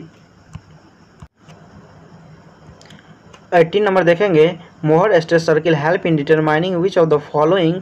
80 का जो सही ऑप्शन हो जाएगा ये हो जाएगा डी, यानी 2 एंड 4 क्या है सही है। तो दूसरा हम देखेंगे normal and tangential stress on 2 plane के लिए हम मोहर सर्किल ड्रॉ करते हैं। उसके बाद है inclination of the principal plane भी इसमें हम देखते हैं। ठीक है, हाँ, तो इसका जो सही ऑप्शन हो गया ये हो गया डी। उसका हम 81 देखेंगे what is the angle between principal strain axis and the maximum shear strain axis. तो 81 का जो सही ऑप्शन हो जाएगा ये हो जाएगा सी, क्योंकि देखिए इसका यदि हम देखें मोहर सर्कल डायग्राम ये मेरा इस टाइप से बनेगा और ये मैक्सिमम टॉ मैक्स जो होगा ये 2 थीटा के बराबर होगा। और 2 थीटा बराबर कितना है 90 डिग्री है, तो थीटा बराबर मेरा कितना आ जाएगा 45 डिग्री आ जाएगा। तो 81 का जो सही ऑप्शन हो गया ये हो गया सी। 82 देखेंगे what is the diameter of Mohr circle of stress for the state of stress so above. यहाँ पे हमको बोल रहा है जो फिगर दिया हुआ है मोहर सर्कल का यूज करके डायमीटर निकालने के लिए। तो इसका जो हम रेडियस का फार्मूला जानते हैं मोहर सर्कल का जब यूज करते हैं ये होता है R equal to root under sigma 1 minus sigma 2/2 का होल स्क्वायर प्लस टॉ का स्क्वायर। ठीक है, तो यहाँ पे टॉ का वैल्यू मेरा 0 दिया हुआ है और सिग्मा 1 और सिग्मा 2 का वैल्यू दोनों का 10 है और टेंसाइल में है, तो ये भी क्या हो जाएगा 0 हो जाएगा, यानी r इक्वल टू 0 हो जाएगा। हम जानते हैं जो डाया इक्वल टू क्या होता है 2r के बराबर होता है, तो यहाँ पे यदि r 0 हो जाएगा तो डाया भी क्या होगा 0 होगा। तो 82 का जो सही ऑप्शन हो जाएगा ये हो जाएगा डी। उसके बाद हम 83 देखेंगे। 83 है in a plane strain situation in X Y plane the displacement at a point are given as. यहाँ पे देखिए हमको यू डायरेक्शन का वैल्यू दिया हुआ है, भी का दिया हुआ है, बोल्ड है शेयरिंग स्ट्रेन निकालें। शेयरिंग स्ट्रेन हम जानते हैं ये जो होता है gamma X Y equal to del भी बट्टे del X plus del U बट्टे डेल वाई। ठीक है, यहाँ पे यदि हम u का वैल्यू पुट कर देते हैं v को करके और दोनों को हम डिफ्रेंशिएट करके सम करते हैं, तो ये जो मेरा वैल्यू निकल के आएगा ये आएगा कितना 5 × 10⁻⁻6 यूनिट। तो 83 का जो सही ऑप्शन हो जाएगा ये हो जाएगा सी। ठीक है, उसके बाद हम 84 देखेंगे। 84 में in a biaxial strain system sigma X मतलब डिफॉर्मेशन एक्स और deformation Y what is the maximum engineering shearing strain.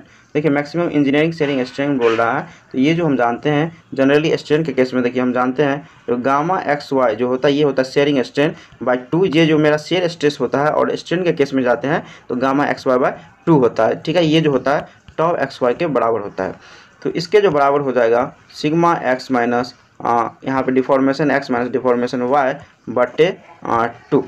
ठीक है, यहाँ पे यदि हम गामा एक्स वाई का वैल्यू देखें तो ये जो मेरा हो जाएगा गामा एक्स वाई का वैल्यू ये हो जाएगा deformation in X direction minus deformation in Y direction. तो 84 का जो सही ऑप्शन हो जाएगा ये हो जाएगा बी। उसके बाद हम 85 देखेंगे। 85 में in body carry two unlike principal stress what is the maximum shear stress. तो यहाँ पे देखिए हमको बोल रहा है मैक्सिमम शेयर स्ट्रेस निकालने के लिए। तो मैक्सिमम शेयर स्ट्रेस हम कैसे देखते हैं, देखिए ये जो होता है मैक्सिमम वैल्यू होना चाहिए किसका, देखिए यहाँ पे सिग्मा 1 यहाँ पे अनलाइक है यानी एक पॉजिटिव है एक निगेटिव है, तो हम माइनस में लिखते हैं, और एक क्या है माइनस में है तो माइनस माइनस कितना हो जाएगा प्लस हो जाएगा सिग्मा 2/2, और यहाँ पे हो जाएगा सिग्मा 1/2 और दूसरा हो जाएगा माइनस सिग्मा 2/2।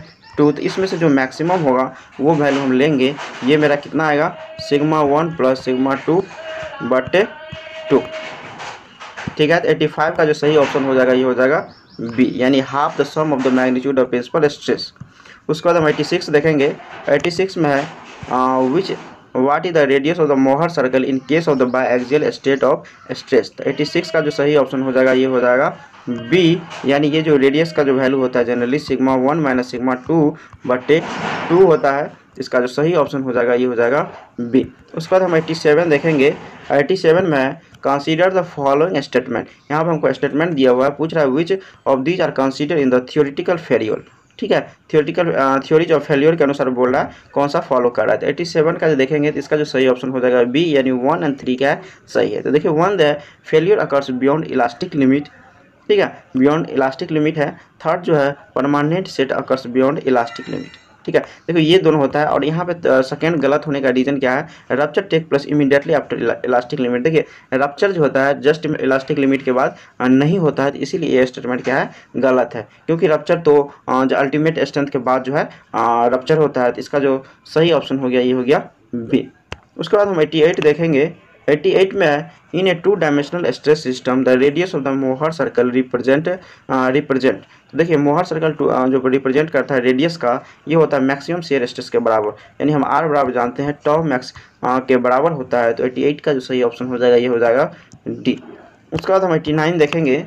89 है the principal stress at a point in a bar are 160 newton per mm² tensile and 80 newton per mm² compressive the accompany maximum shear stress intensity is. यहाँ पे देखिए हमको बोल रहा है मैक्सिमम शेयर स्ट्रेस निकालने के लिए, तो मैक्सिमम शेयर स्ट्रेस का हम यहाँ पे देखिए ये जो हम जानते हैं रेडियस के बराबर होता है। तो देखिए यहाँ पे टॉ मैक्स बराबर जानते हैं क्या होता है रेडियस के बराबर होता है, और इसका जो वैल्यू होता है क्या होगा root under sigma 1 minus sigma 2/2 का whole square plus tau XY का स्क्वायर। यहाँ पे देखिए हमको बोल रहा है क्या निकालने के लिए मैक्सिमम शेयर स्ट्रेस।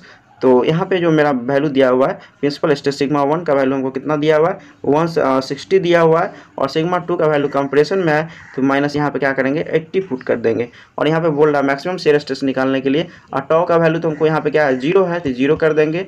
तो ये जो मेरा वैल्यू निकल के आएगा ये कितना आ जाएगा 120 न्यूटन पर mm²। तो 89 का जो सही ऑप्शन हो जाएगा ये हो जाएगा सी। उसके बाद हम 90 देखेंगे। 90 है according to maximum shear stress failure criteria yield in material occurs when. देखिए मैक्सिमम शेयर स्ट्रेस में हम जानते हैं टॉ मैक्स बराबर जो होता है ये होता है लेस देन इक्वल टू होता है क्या यील्ड स्ट्रेस सिग्मा y/2, ठीक है। तो इसका जो सही ऑप्शन हो जाएगा 90 का ये हो जाएगा क्या ये करेक्ट हो जाएगा, ठीक है। मैक्सिमम शेयर स्ट्रेस बराबर क्या हो जाएगा मैक्सिमम शेयर स्ट्रेस बराबर 1/2 इंटू यील्ड स्ट्रेस। उसके बाद हम 91 देखेंगे। 91 में है A shaft is subjected to a bending moment m and torque T on the equivalent bending moment m equivalent on the shaft is given by।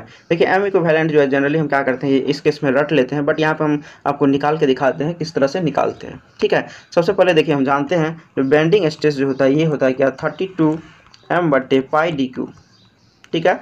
और यहाँ पे हम जानते हैं टॉ बराबर शेयर जो मैक्सिमम स्ट्रेस होता है ये बराबर होता है 16T टॉर्क के केस में πdq ये होता है। अब हम यहाँ पर देखिए स्ट्रेस यदि हम प्रिंसिपल स्ट्रेस निकालते हैं तो सिग्मा मैक्सिमम बराबर हम क्या जानते हैं ये जो हो जाएगा सिग्मा/2 प्लस रूट अंडर सिग्मा/2 का होल स्क्वायर प्लस टॉ का स्क्वायर, क्योंकि यहाँ पे एक ही स्ट्रेस दिया हुआ है, यहाँ पे सिग्मा 1 प्लस सिग्मा 2 है नहीं, तो डायरेक्ट हम क्या किए सिग्मा का वैल्यू पुट कर दिए। और सिग्मा मैक्सिमम देखिए यहाँ पे जो हम निकाले हैं यह क्या 32 ये मैक्सिमम मानते हैं 32 m/πdq, ठीक है। और यहाँ पे देखिए सिग्मा 2 की बात कर रहा है, तो यहाँ भी सिग्मा का वैल्यू है। सिग्मा बराबर मेरा क्या हो जाएगा यहाँ पे 32 m/πdq, बट 2 से डिवाइड है तो हम इसको डायरेक्ट लिख देते हैं 16 m/πdq, ठीक है। और इसी तरह हम क्या करेंगे, रूट के अंदर भी लिख देंगे, ये भी 2 से डिवाइड है, तो यहाँ पे 16 पाई बट्टे क्या, सॉरी 16t बट्टे क्या हो जाएगा, पाई डी क्यूब का इसका होल स्क्वायर है। टॉ का वैल्यू मेरा क्या है, 16t बट्टे पाई डी क्यूब। इसका भी हम क्या करेंगे, स्क्वायर कर देंगे। तो इसको हम क्या करेंगे, इसमें जो कॉमन ले लेंगे 16 बट्टे पाई डी क्यूब, ठीक है। ये जो यदि हम कॉमन ले लेते हैं 16 बट्टे पाई डी क्यूब, तो ये जो आ जाएगा मेरा 2m बराबर, ये जो बराबर हो जाएगा क्या, 16 बट्टे पाई डी क्यूब, ये हो जाएगा m plus root under m square plus T square, जो टॉर्क है। यहाँ पे देखिए 16 वाला हट जाएगा दोनों साइड से, यहाँ से जो m इक्विवेलेंट जो मेरा निकल के आएगा, ये आ जाएगा कितना, ये 2 यहाँ पे 2 इधर लेके चले आएंगे, ये आ जाएगा 1/2 into m plus root under m square plus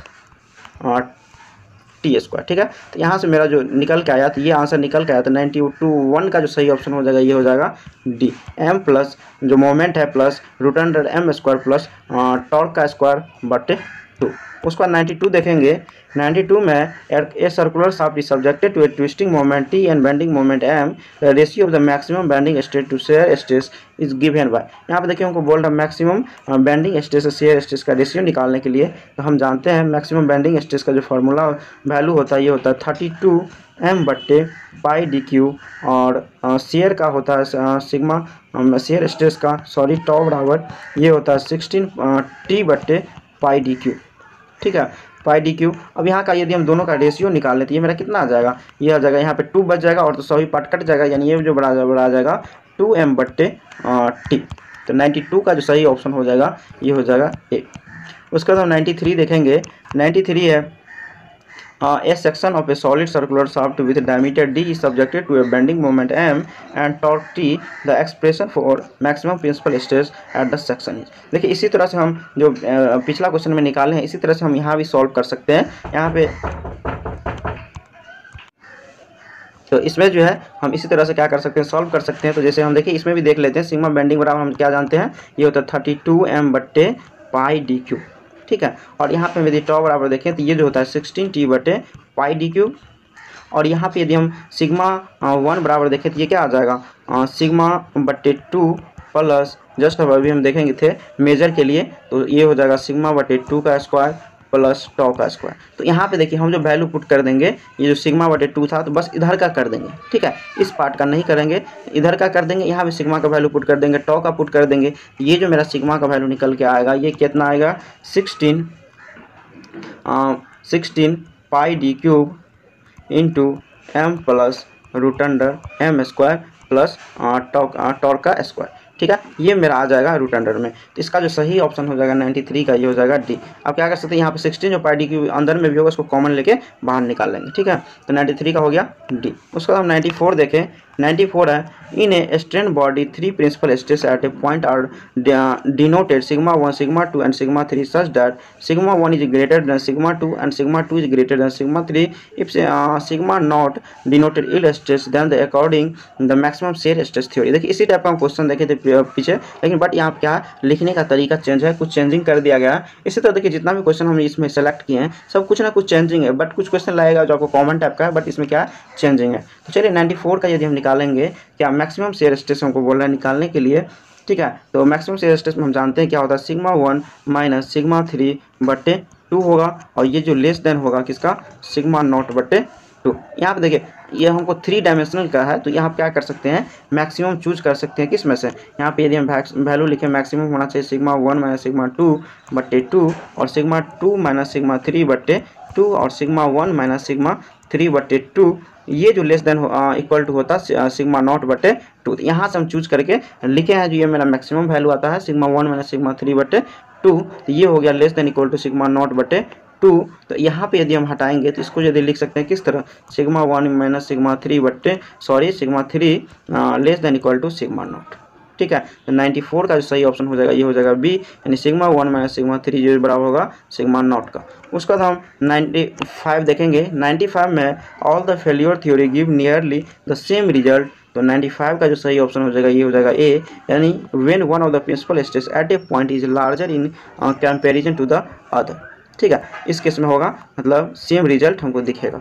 उसका बाद हम 96 देखेंगे, 96 में a cube is subjected to equal tensile stress on all the three faces if the yield stress of the material is sigma y, then based on the strain energy theory the maximum tensile stress will be. यहाँ पे देखिए हमको बोल रहा है maximum मतलब strain energy theory का use करके मैक्सिमम टेंसाइल स्ट्रेस निकालने के लिए देखिए स्ट्रेन एनर्जी थ्योरी जो हम जानते हैं ये होता है सिग्मा 1 का स्क्वायर प्लस सिग्मा 2 का स्क्वायर प्लस सिग्मा 3 का square minus 2 mu into sigma 1 sigma 2 plus sigma 2 sigma 3 plus sigma 3 और सिग्मा 1 ये जो लेस देन होगा किसका सिग्मा यील्ड स्क्वायर का।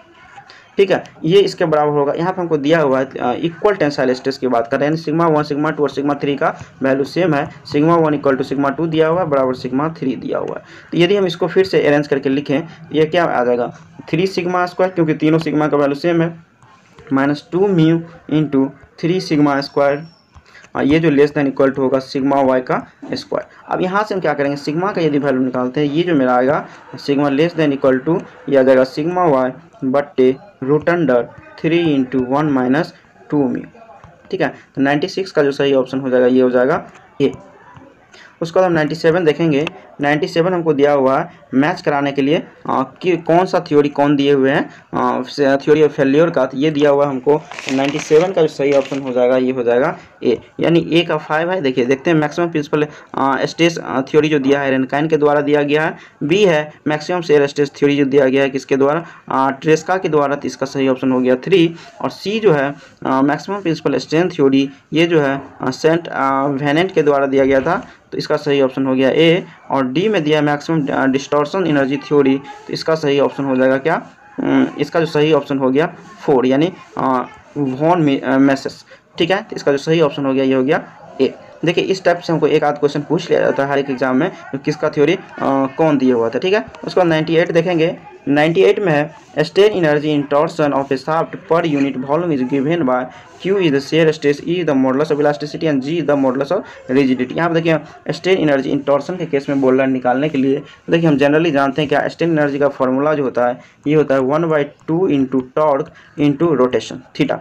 ठीक है, अब हमको देखिए यहाँ पे हम रिलेशन जानते हैं क्या टॉ बट्टे R इक्वल टू T बट्टे J equal to G theta बट्टे L। ठीक है, अब यहाँ पे देखिए हमको एक थीटा का वैल्यू निकालना है तो हम क्या करेंगे किस केस में ले लेंगे सबसे पहले हम यहाँ ले लेते हैं टॉर्क का वैल्यू ले लेंगे इस दोनों के रिलेशन से।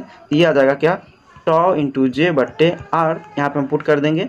और यहाँ पे थीटा का यदि हम वैल्यू निकाल लेंगे तो ये किसके केस में लेंगे ये भी लेंगे टॉ के केस में, यानी इधर का tau by R into G theta बट्टे एल है, यानी यहाँ से यदि हम थीटा का वैल्यू निकालेंगे थीटा का वैल्यू कितना निकल जाएगा ये निकल जाएगा टॉ बट्टे आर इंटू यहाँ से एल बट्टे जी। ठीक है, अब यदि दोनों का वैल्यू हम क्या कर देंगे पुट कर देंगे, यानी 1/2 इंटू टॉर्क का वैल्यू इंटू थीटा का वैल्यू, यदि दोनों का वैल्यू पुट कर देंगे और यहाँ पे जो मेरा जे का वैल्यू निकला है जे का वैल्यू रख देंगे, तो इस टाइप से जे का वैल्यू हम क्या कहेंगे थीटा के टर्म में, मतलब जितना पाई बाय कितना होता है जे का वैल्यू 32 इंटू डी के पावर 4 डी के पावर 4 आर बराबर क्या होगा d/2 होगा। तो ये वैल्यू हम यदि पुट कर देते हैं तो ये जो मेरा निकल के आएगा ये क्या आएगा 98 का सही ऑप्शन हो जाएगा ये सी। यानी देखियो यहाँ पे शेयर स्ट्रेस को क्यू के टर्म में लिया हुआ है और यहाँ पे 4 इंटू जी आएगा। ठीक है, हम इसको बता दिए, आप इसको क्या कर सकते हैं वैल्यू पुट करके निकाल सकते हैं। उसके बाद 99 देखेंगे।